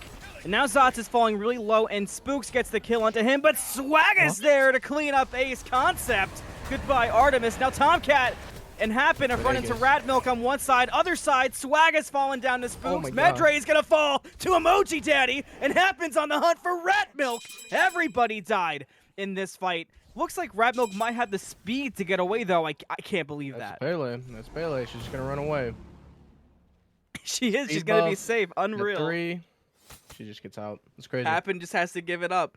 And with that was an insane team fight. For a second, it almost looked like it was going to be a clean sweep from Wrath of Terra thanks to Ratmilk in the back, but Spooks just did so much damage. But Wrath of Terra taking the advantage with this to run it down mid and see what they can pick up. Yeah, really, really good use of the Aegis there. Ratmilk not quite able to pick up the kill. Luckily, Spooks and Ratmilk able to get away, holding on just a little bit longer. Hopefully they can. Minions are putting in work in that 2-0 lane, huh? Yeah, look, that's. Tomcatt's got to Oni backtrack minions, just and for the another wave. minions. Shoot, dude. It's already down to half health. Yeah, they're gonna lose to the Oni minions, but The Tomcattdoes Winions. clean it up. Yeah, seems like it. For a second, I Eclipse. thought that was gonna be the momentum-changing fight for Wrath of Terra. It was almost there, but you know, a couple abilities off the mark, not quite able to clean up the rest of Eclipse. Looks like both teams just trying to regroup. Eclipse wanted to push this tier 2 tower that is now on half HP thanks to the lovely Oni wave. And they from the still network. have 2 members with Fire Giant. I wonder if they're gonna push here. What do you think? Looks like it. They're definitely wanting to. Not much for Wrath of Terra to commit to defending. Yeah, they don't want to the tier defend 2. there. Tier 2 does fall, but Eclipse does look like they're backing up to regroup. Maybe they're gonna see what they can push on the rest of the map. I mean, there's no gigantic objectives up, so maybe they're just gonna try to push a fight with 2 members having Fire Giant. Hapn goes in though, once again gets caught out, taking a lot of damage quick. Vulcan Ultimate cleans it up. Ooh. It's a rampage for Spooks. Ratmilk kills EmojiDaddy, and things are not looking good for Wrath of Terra. They have way overstepped, and now that's 3 members down, and Ratmilk has a double kill. Xotzz is trying to get away, and he might not have enough speed to fully get away from Ratmilk, but the Phoenixes are up, so Eclipse needs to regroup. Swagga went to the middle lane, so he'll back for defense, but that's just 2 members. Do you think Eclipse ends here? Very, very real possibility. They're burning that Phoenix very fast. It's one thing Artemis definitely can do is just shred those objectives. Now, do they go for? I mean, both tier 2s are up, so there's no way they're going for another Phoenix there. So if they're pushing in, they're going for the Titan. They're full committing. It's the finals. You can't leave anything on the table, and they're already looking at the Titan. Xotzz blinks in, only finds Ratmilk. He uses Purification Beads. Xotzz gets knocked up. There's the Vulcan Ultimate onto the Titan. Down to quarter health. Titan's about to fall, and Eclipse decided that they wanted game. And with that, they take a 2-0 lead. They're 1 away from the championship. Gosh, Wrath of Terra just pushed out a little too far there, and Eclipse just punished them, and that just led to the Titan end. What a play by Eclipse there. That was crazy. Did not expect that out of that. Just, like, only 3 people died. Like, that was such a quick end. Did not expect that to come. And that's exactly what you got to do. I mean, they saw their opportunity to go up 2-0 and go into the finals, being up and needing just 1 more game to take the entire championship, and they weren't going to squander the opportunity. I kind of can't believe Wrath of Terra had no defense, but with the positioning that they had that game, they just really kind of shot themselves in the foot. Yeah, yeah. I mean, you said it. Going in 2-0, that's exactly the position you want to be in.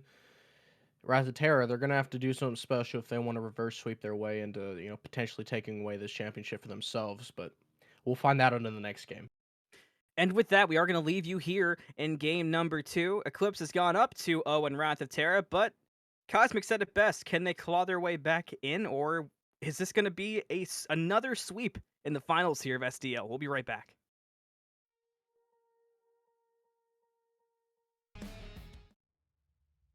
Hello, and welcome back to the Smite Draft League Premier Finals. Unfortunately, due to issues that are a little bit above the Amateur League pay grade that have to do more with the Smite client, we did lose game number 2. You will be able to find the replay of that on our YouTube after this set's completed, but Eclipse did take game number 2, so they are currently up 2-0 on Wrath of Terra in this best of 5 series. I'm Anthony Malum, and I have Nooblet with me here for picks and bans. Thank you for the introduction.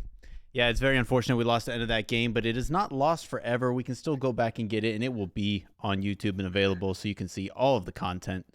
But for now, we're going to go straight into Game 3 and see what happens. Either Eclipse taking this and being the first SDL Premier Champions, or will we get the broom out and see the reverse sweep? What do you think? Going into this, I would have 100% been on board with the idea of it being a clean sweep from Eclipse, but Wrath of Terra, while this hasn't been going their way, both games they've felt like they're fighting, which is gigantic. And the one thing I've really noticed, despite how close these games have been, is that Wrath of Terra is doing farming really well. They've been up in gold for the vast majority of both games, almost the entire time. Yet XP seems to be something they're lacking a little bit on, but not even by much. I think it's literally just coming down to a couple team fights. and it seems like Eclipse is doing that better. But the early game, the farming, Wrath of Terra has the recipe to make this happen. I think it's just got to come together at the end. Maybe a little less overextending from some players we've seen. Hapn got caught out a lot. Just seems a little discombobulated team fight wise, but I think they have what it takes. This is a really good team. We were watching them all season. I think there were a lot of people's favorites to win the whole thing, so they definitely have what it takes to do a reverse sweep if there ever was going to be one. Ooh, we get the elephant lock in.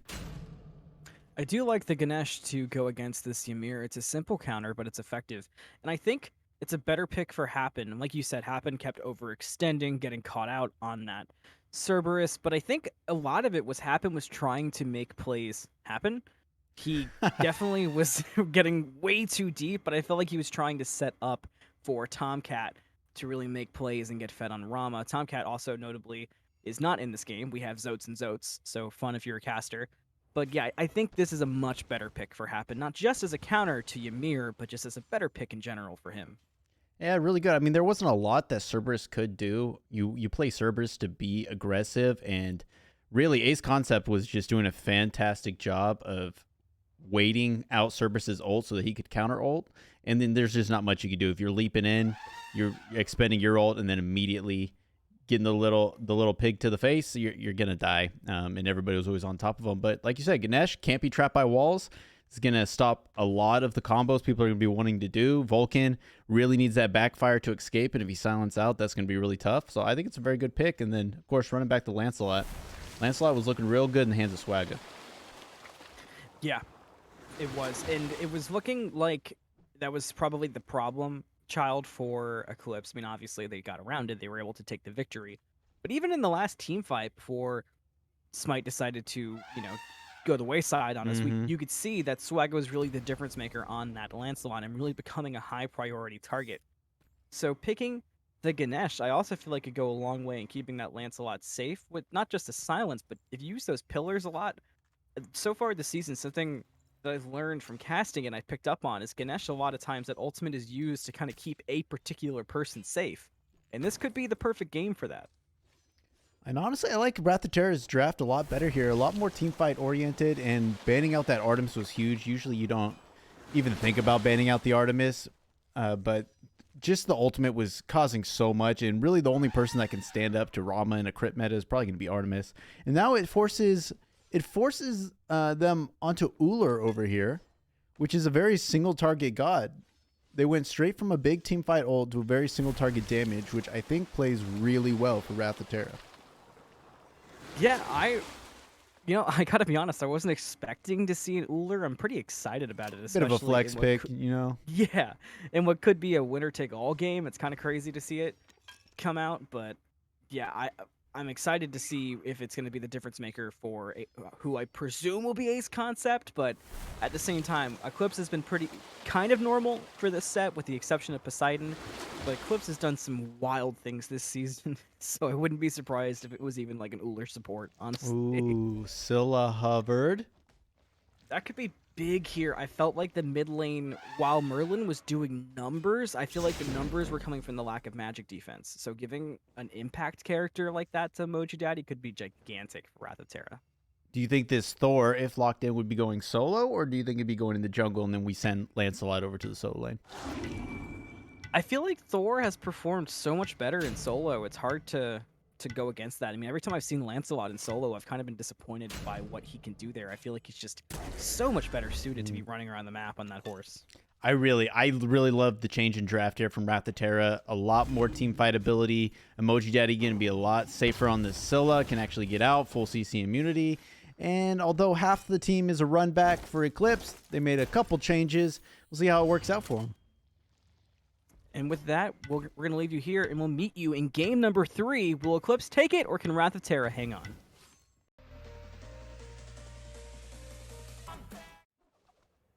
They are one game away from taking the championship. They are Eclipse. Wrath of Terra is trying to hang on.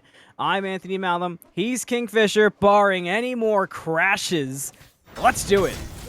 Yeah, and I mean, even if it doesn't crash, if it all goes flawlessly, it's still going to be a really interesting game. I like this team comp that Eclipse has. It's something we really haven't seen too much in this league, and I really like it. I mean, the Sun Wukong paired with the Euler and a Pele, it is just flat-out aggression. They do not want this one to go to Game 4. No, they don't. They want to take it home now, and I'm excited to see what AceConcept can do in this Euler too. I feel like that's a pocket pick for a lot of ADCs, where a lot of them go to kind of hone their skill almost. So it's always a potential to be a crazy pick. Looks like Xotzz has taken a lot of damage in solo from Astro. Does back away. I was gonna mention that that's a tough matchup for really any assassin. I feel like Sun Wukong's strongest spot is that level 2 lane fight, where it's kind of tough to compete with him, and really just the pressure that you can feel if you're not playing a more traditional solo. If you're in a traditional solo, it's kind of whatever, but that's a tough matchup for an assassin. Yeah, I think we talk a lot about characters and how their kits change and how their playstyles change when they hit different levels. Normally it's either around level 20 or level 5, but with Sun Wukong, as soon as he gets his first real set of abilities and he can combo you for the first time, he becomes a hassle. It's justmedre lands a big freeze, misses the knockup though. Oh, and Bede's forced out from AceConcept. Hapn falling low, but nothing worth panicking over, as Zoats is full health currently, which is massive. But yeah, it looked dangerous for a second there, and we talked in picks and bans about Hapn being very aggressive last game. I'm looking for that to be a bit of a change. As I say that, he does dash in, but they're doing good damage onto the Emir. Not quite enough, though. And oh no, look at that! Astro manages to get the solo kill with barely any health left. It's a first blood for Eclipse. Yeah, and right at level 3, you got all the abilities online. Probably needed him to take down the Thor, but has a teleport fragment, so not going to lose too much XP there in the solo lane. The one redeeming their thing there for Zoats is now this mid camp is going to fall to the Wrath of Terra duo lane. As much as I said I liked Eclipse's draft, this Wrath of Terra team still has a lot it can do. Ganesh, I mean, we talk about time and time again, one of really the top supports in the league, and you pair that up with a Thor solo and a Scylla mid, this team can definitely be dominant if they play it right. For sure, and you know, you talked about it, with that teleport up and with the lack of experience lost, it's really not the end of the world for Xotzz on this Thor. It's a tough break, but it's... I mean, I talked about with the abilities. It's hard not to imagine getting pressured out there. It's not a bad loss. We do see a purple invade here from Wrath of Terra, and they will secure it. AceConcept, though, jumps in. Nice wall from Medre, but they're not going to catch anyone. The freeze does catch Zoats, and here's Ratmilk on the Pele. It's a repeat of last game, and Ratmilk has 1 kill. Might be able to find 2 onto Zoats. They're going around a long way, though. There's the stun from AceConcept, and that's enough. AceConcept gets the final hit. 2 kills in the duo lane for Eclipse, currently leading 3-0 in kills, looking to make it 3-0 in games. Yeah, and that is not the lane you want to be behind against an Euler and a Ymir, because that lead is just going to grow and grow, but a great early gank from Eclipse after capitalizing in solo lane, and really good at applying their pressure all throughout the map. There's a decent... I mean, not really too many XP leads, just a duo lane, but Pele still level behind this Lancelot, spreading themselves a little bit too thin now. Swagga been able to catch up in XP. We saw game 1 on the Lancelot looked really good for him, so definitely wants to recreate that performance if Wrath of Terra want to make this one to game 4. Yeah, Wrath of Terra needs everything to click, and EmojiDaddy talked about this, and I find it interesting. You really liked Eclipse's draft, and EmojiDaddy was screaming praises for Wrath of Terra on their draft. I kind of lean a little bit Wrath of Terra in terms of draft, and what particular for me stands out is this Scylla, and I think it's a much better choice for EmojiDaddy. Considering what he was doing on Merlin, him on a Scylla could potentially be a game-changing pick. Hold on to that thought, though, as Zoats is being pressured out and ganked, and Ratmilk will find an easy kill onto the Kerninos. And that's 4 kills for Eclipse, as Hapn was heading towards the mid lane, and everybody kind of got caught out there. Yeah, very unfortunate there for Wrath of Terra as Xotzz falls again now for the second death pre-5 minutes. Definitely doesn't feel good on a Cernos, not the most mobile god in the world, and that really does pain me to say as much as I love Cernos, but does get cut out there by the Pele. Is now Pele gonna draw a lot more even with the Lancelot. 2 kills, 1 assist, 5 minutes in. That's a really good start for the jungler. Yeah, and considering how we saw Ratmilk play on this Pele last game, giving him 2 kills like that is dangerous, to say the least, for Wrath of Terra. They are playing a risky game. We do see a purple invade, but it was not successful, as that's something Ullr's pretty good at handling, and Swagga does not get the purple buff, does get the tiny guys for some experience, but nothing more.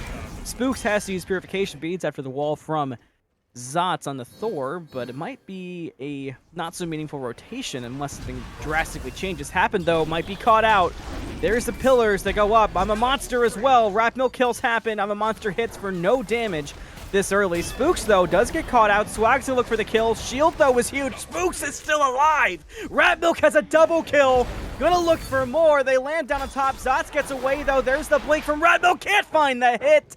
Zoats gets away, but not after a crazy streak there from Eclipse, and now we're currently 6-0 for Eclipse, and Ratmilk has 4 of them. Yeah, and Eclipse can do no wrong early on into this game 3. They are clicking on all cylinders, a big fight in the jungle. Now a pretty big lead, 2,000 gold at 6 minutes. Gold lead is something we talk a ton about in this league throughout all the games, and just how impactful it can be on different stages of the game, and this early in. I mean, even those difference between a tier 1 and a tier 2 item can really spell the difference between team fights. Yeah. You know, there is not many characters that I can think of that feel worse when you're behind than Pele and Ullr. They both feel very punishing. When you fall behind, it feels like they can 100 to 0 you even faster than they normally can. And Eclipse has both of those characters, so... Yeah, definitely a good look for them on the damage front. Now, I mean, Wrath of Terra, they don't look entirely dissuaded. Normally, we can see teams get down to an early deficit, just kind of turtle up, shelter themselves, but no such luck, as they are still spreading themselves around the map. Oh, unlucky miss there from Hapn.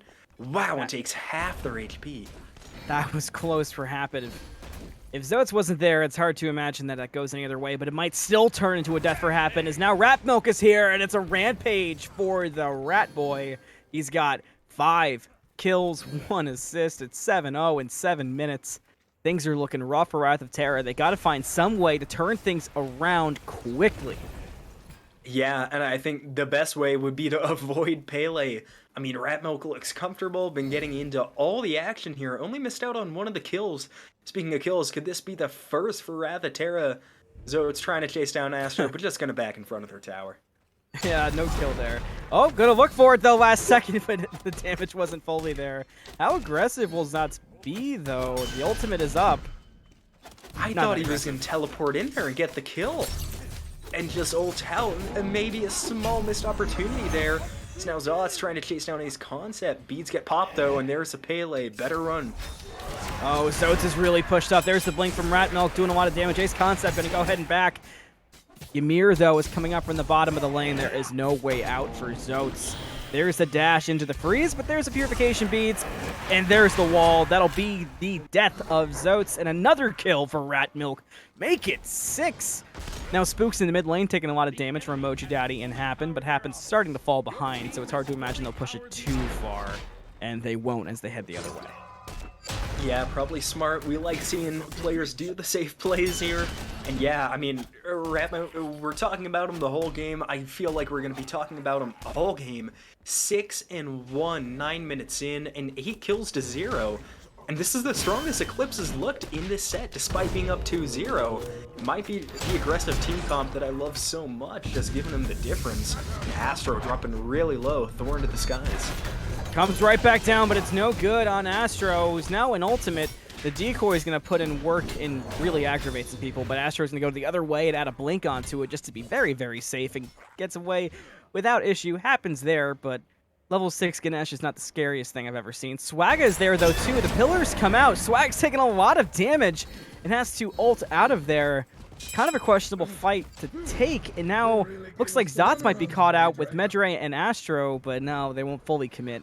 Dangerous call there from Swagga. Works out in the fact that he's alive, but not quite more than that. Yeah, and hey, I mean, getting the life is still pretty valuable at any stage of the game. So now AceConcept wants to invade this purple buff. The Vulcan's close. Zoats needs to be really careful here. Here comes the Vulcan. Zoats already committed. There's the polymorph. Dash comes out. He will be safe. Hapn's around the corner. We talked about it with the last fight. That Hapn's not the scariest right now. Really just there more for protection. Hapn going very aggressive with no backup there, looking for damage onto AceConcept. They will back away, lucky for Hapn, but looks like Medre is around the corner, so Hapn's got to play it safe. Still pushing into the jungle. On the other side of the map, though, Swagga does find a kill into Ratmilk. Hapn now caught out. There's the freeze, some good damage. Vulcan ultimate. Wall goes the other way. Vulcan ultimate finds nobody, but Hapn will fall to AceConcept. Hapn essentially chased his own death there. Other side of the map, Zoats is looking for more on Astro, but not doing quite enough damage for it to matter, and the single calling will be plenty safe in the solo lane. Yeah, and they finally are able to shut down the Pele, and a massive bounty there for Lancelot. Now pulls within 1 level, and that's what you like to see out of the jungler. A bad lead like that can really get out of hand fast. A good thing from Swagga being able to shut that down. But the question I think I have for Eclipse is, where are they really going to apply their pressure? It's 11 minutes in, and they've been baiting buffs, they've been getting good ganks, good kills, but we've really yet to see any pressure on towers, any pressure on objectives. So I'm starting to wonder, where do you think that pressure is going to come from? I feel like it has to be on this duo lane side, at least for the next few minutes. I mean, you've put so much pressure onto Zoats and Hapn, and mid lane hasn't really been able to do much. So take advantage of that, clean up the gold fury, get some gold in your pocket, and then start working your way over to Pyro and Fire when it'll be more meaningful to take it. Yeah, definitely would be a smart move. And now AceConcept pushes Zoats under the tower. Could be the opening they're looking for to get one of these objectives started. But still really spread out across the map. But Terra have 3 on this left side. They could be looking for a gank here to set something up. Just AceConcept and Ratmilk, but Dre walking over should dissuade any aggression here, as this might be our first big formal team fight of the game. It's going to be a 4-on-4 and left. Ratmilk goes on to Zoats. There's the polymorph. There's the pillars. That's enough to keep Ratmilk away from Zoats for now. On the side, we do see Swagga's here. Take a look at the beach. The crabs aren't dancing. That's good news. Swagga goes back in with the ultimate. Looks for Ratmilk. Finds it. Ratmilk's still alive and still doing numbers, though. Swagga's down to 1 hit, and Ratmilk is away. AceConcept picks up the kill onto the Lancelot, and he falls. Hapn is only level 8 on the elephant. Can't do much here. Will look around and hang out, but there's just nothing that they can do. Terra is still with 1 kill to 10. Yeah, not a very enviable situation to be in. They almost shut the Pele down again, but Swagga steps a little bit too far and pays with his life. But Terra gonna pick up the oracles. Here comes Zoats. What can he do onto the Ymir? Not too much. Not too much, and the hammer's already thrown. There's the Vulcan ultimate, finds nobody home. Zots trying to just look for a way out of there. I'm a monster, does find 2. Good damage. Spooks kills Zots, but Ratmilk walks away from the I'm a monster unfazed, as Hapn just cannot do enough to set up for kills there. Yeah, unfortunate there for Terra. Looked like they might have had a small opening, but that really quickly shrinks. So now all of Eclipse is going to get back to base in order to heal up. Hapn just waiting for AceConcept. Maybe they wanted a sneaky gank there. I'm sorry, Mr. Elephant. Not going to happen today, though. This is kind of a tough spot to be as Ganesh. Once you fall behind this much, that character does not feel great. I mean, there's obviously... the support's always behind, but even in items, it's starting to be significant with the 4 deaths. Swagga now the one caught out over by Pyromancer, and Spooks makes it an easy kill with the backfire, and Lancelot falls. Yeah, very unfortunate. Again, another good opening pick from Eclipse, is now they're going to look at the Pyromancer. Should get it. Ganesh might get there in time for the Dharmic Pillars. A little bit too late, though. Zoats has to get away from Astro as well, so Eclipse now, that gold lead widening. It was 2,000 at 6 minutes, now 14 minutes in, it's grown to 6,000 gold. And now Terra in a really dangerous spot. Yeah, the window for Terra to come back is closing quickly, and they've gotta get in, like, now. They're essentially out of time. They're down 2-0, they're down 12-1. Things aren't looking good. I mean, there's always a way back in this game, but between the damage numbers, the experience, the gold, things are getting dicey through Terra. Yeah, it definitely is. And, I mean, especially given their team comps, both themselves and Eclipse, it's really going to force Eclipse, even though they're so far ahead, to really have to up the tempo here in order to get the best out of their team. Not only are they a really early game minded team comp, but on the flip side, Terra late game, they're going to be hitting really hard with Scylla and Ganesh. But now their duo lane going to have to step back a little bit. Eclipse are so much higher in levels that it's really intimidating. There's a big Vulcan ult. Is it going to hit? Wow, it hits Hapn for half health, but Ratmilk just lit up Swagga. Now Astro chases down EmojiDaddy. The crush with the slow is good. AceConcept solos Zoats in duo. Astro kills EmojiDaddy under the tower. Hapn and Zoats have been chased away. Eclipse are now up 15-1, and they're just now going to get the Gold Fury. Oh, and they do get the Gold Fury, luckily for them. And a lot of kills off the back end, too. I mean, Terra, they just... I mean, you can't really blame them. It's just a little bit of an avalanche. Really hard to find an avenue back into this one. I don't think through any fault of their own. The fights just aren't working out for them. And Hapn and Astro having a talk, you know, how's the wife, how's the kids at the tower line. Not much more Hapn can do aside from discuss with Astro the intervenings of an elephant and Sun Wukong's transformations. Swagga also caught out by Astro, level 11, has to get out of there quickly, will be safe for now. They do lose their Greater Scorpion. Zoats is going to get his blue buff most likely, so big victory for the solo of Wrath of Terra. Astro's coming though, Zoats got it. Whew. The blue buff's life is secure. That was dangerous for a second. Hey, you'll take the small victories where you can get them. Zoats does secure his own blue buff. Now still being bullied by Astro. Oh, I guess Astro's just going to lane. It's the Thor trying to get some damage in. And it's a really rough spot for Wrath of Terra, especially farming-wise. I mean, we saw it with the Ganesh and the Lancelot back near the yellow buff. They just can't do anything. They kind of have to let Eclipse do what they want. And it's starting to become that way in duo lane. The only lane where that kind of isn't the case has been mid. Ratmilk cleans up the support for Wrath of Terra, and it's another death for Hapn. Tough break for the elephant. But mid lane's really the only thing that hasn't gotten completely out of hand, with only one death for EmojiDaddy. But even at that, Vulcan still got two. Ratmilk now trying to change that narrative. Goes on EmojiDaddy, gets the clean kill, but it goes the way of Spooks with a hit. Zoats under tower, just trying to survive. Astro trying to push him underneath. Looks like Eclipse is grouping for something, but they've already killed the Gold Fury on the left, so probably going to look for some kills, maybe tier 1 tower, then go towards Fire Giant. Now 5 collapse onto Zoats. They get the kill, goes the way of Ratmilk, make it 8. Should open the lane for a tower and potentially look to start Fire Giant. Yeah, it definitely would be the smart play, either to go to Fire Giant or that tier 1 and right. I mean, Wrath of Terra doesn't have a ton of opportunity to steal. Now Ratmilk getting aggressive on to Hapn. There go the Dharmic Pillar of Pursuit. Good wall. Ooh, Ganesh barely gets through, and now that's the opening they need for Fire Giant. Astro goes around the back, though, and finds Hapn. Not going to do too much damage to the elephant. He misses the transformation and decides to take a second to think about his actions. Hapn now caught against the wall, gets the dash off, and Scylla's here with some okay damage onto the solo laner for Eclipse.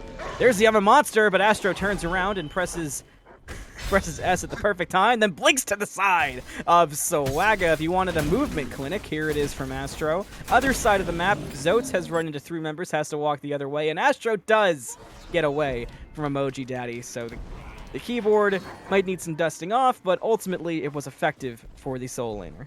I mean, you can't say that Astro's not feeling confident. I really thought he was going to pay for just sitting there and looking at Ganesh, but does manage to avoid both the Scylla and the Lancelot. So good job from Astro. Is now Swagga in the back trying to get some XP, but all he gets is an early death as Zoats. That's an ambitious ult in. 3-man ultimate, so at least Zoats has something for the highlight reel momentarily. He does get the hammer out of the Ymir ultimate right into the wall. They're still chasing down, just Astro and Medre for now. EmojiDaddy's here, but there's the ultimate from Astro, looking for some secure. They're going to turn for Hapn. Stun misses. It's a repeat of the events at the speed buff. And Astro is going to chase Hapn as far as Hapn will let him, I suppose. Zoats is here, though. It's enough for Astro to finally reconsider his actions. He goes back towards the minions. Wall no good from Zoats. Might have been a misclick. They're talking a lot in chat. Give them a second. Zoats goes in onto Astro, and there's the bird to get away. And looks like things are somehow even calmer than they have been over on the right side of the map. Yeah, very calm. Definitely Oh, maybe we spoke too soon. The Uller wants to seal a good Agaso to save his life. Maybe not for too long. Now Zoats is on AceConcept, but Ratmilk is here with an insane amount of damage for the kill onto the Thor, despite how tanky this Thor has been. And there's just no avenue right now for Wrath of Terra to do anything. I'm surprised they're allowed to stand this far up. They might get punished for it. Astro diving deep onto EmojiDaddy. Blink from Ratmilk, though, gets the kill. Make it 9 for Pele. There's the second kill for Wrath of Terra as Zoats kills Astro. We'll take the victories we can get if we are Wrath of Terra. Ratmilk going to go back in on Zoats, but the dash is clear to get away from the knock-up. So small victory there for the ADC, but AceConcept jumps in. There's the stun. Stun's good. Meatball helps out AceConcept. He's unstoppable. Zoats falls behind the tier 2 tower. And it's getting rough here for Wrath of Terra. Yeah, it really is. And I'm a little bit surprised by Eclipse. I think they honestly might have been able to end this game a long time ago, but we always do say it's safer not to overstep, make a mistake that could come back to haunt you. They are playing this game very safely, but not yet got a ton of objectives off all these openings. Now, it's like they're hearing me, they are going to go to Primal Fury. Be interested to see if they turn their sights toward Fire Giant or start to push with some minions. Yeah, for Wrath of Terra, I mean, the only thing that I'm trying to look for positives here, I'm trying to look for things they can play around. The biggest thing I can come up with is that Wrath of Terra knows that Eclipse are just going to play their game and go for the win. They win the championship if they get this victory. Wrath of Terra's best course of action is probably to play completely non-aggro, farm as much as they're allowed to, maybe go for their yellow and green buffs and nothing more, and look to play Tower Defense Simulator until they can get on slightly more equal footing with Eclipse and then maybe try to survive. There's really no other avenue from that. They're not going to win any type of 1v1 engagement. They're barely going to win team fights in a best scenario. Swagga does get picked off, which is the exact thing they need not to happen. So things are looking tough here for Wrath of Terra. Yeah, definitely not looking in a good spot, but I mean, we've been saying that all game and they're still in it. So I guess there's a chance, and this is a Premier League, it's the finals. There's definitely not a better place for a comeback if it is in the cards. So now Eclipse gonna fall back towards the Fire Giant. Should be able to take it pretty handily. Hapn's the only one close. Darn it, Pillar Zoats. Still scary to go up against. Oh, but they just kill him. Okay, never mind. If Hapn was a DPS check in a raid, it was successful there for Eclipse. I'm a monster onto himself for EmojiDaddy. There's the crush, no good. Astro's going to chase him under tower. There's the root. Zoats was looking for the Fire Giant steal. It's no good. Eclipse gets the Fire Giant. Astro has still not killed EmojiDaddy. There it is. The split push is not going too bad for Zoats in the duo lane, but now with Fire Giant around their belt, it's hard to imagine Eclipse won't just run this down. Swagga does go in and looks for some damage from AceConcept. Astro finds him instead. Swagga already down to half. There's a jump from AceConcept. There's the kill from AceConcept. He's divine. And it looks like we will see tier 2 tower fall. It needs one more basic. AceConcept finds the basic onto the tower, and now the Phoenix will be pushed. Yeah, and it should fall pretty easily, too. I don't think Wrath of Terra can step up to defend without dying, honestly. Dharmic Pillar is going to misplace him a little bit.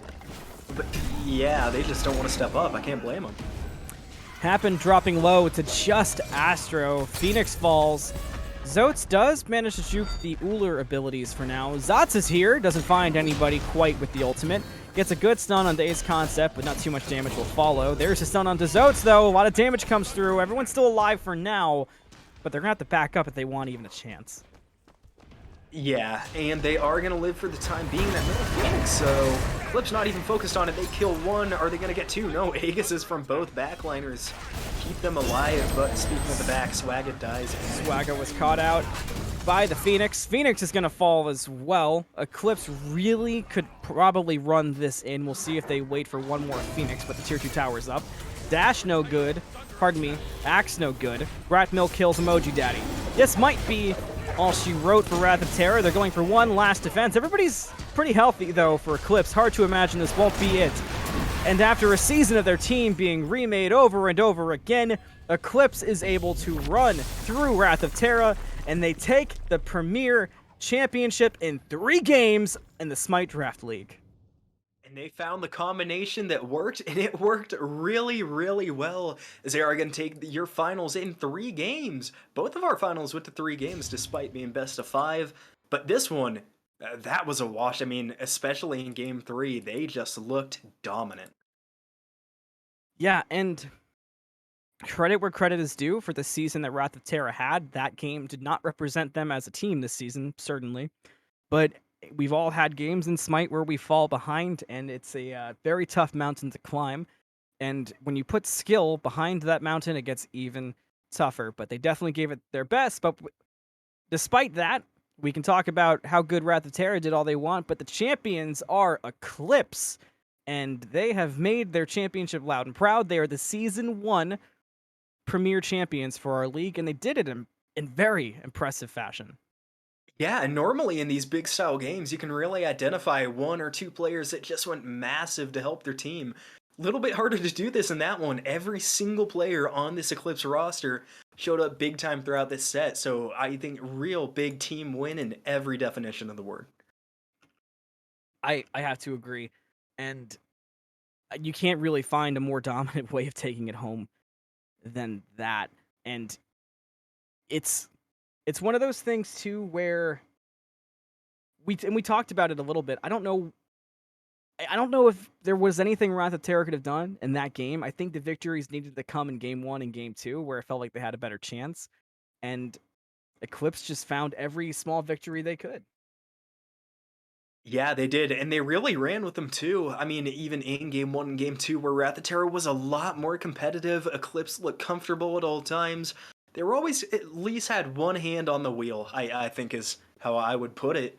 But yeah, great game from them, and it does suck to see Wrath of Terra go down in only 3 games. But at least for the first few, they were extremely competitive in it, and a not fun end to a really great season from them. Absolutely, and with that, we'll be right back for a final send-off and to announce our MVP. There unfortunately will not be interviews, as for those of you who saw our Challenger finals, due to some technical issues we're facing tonight. But we're going to take a short few second break, and we'll be right back for the final send-off for Season 1, as well as your MVP for the finals. I told you it'd be a few seconds. I hope you did not go anywhere.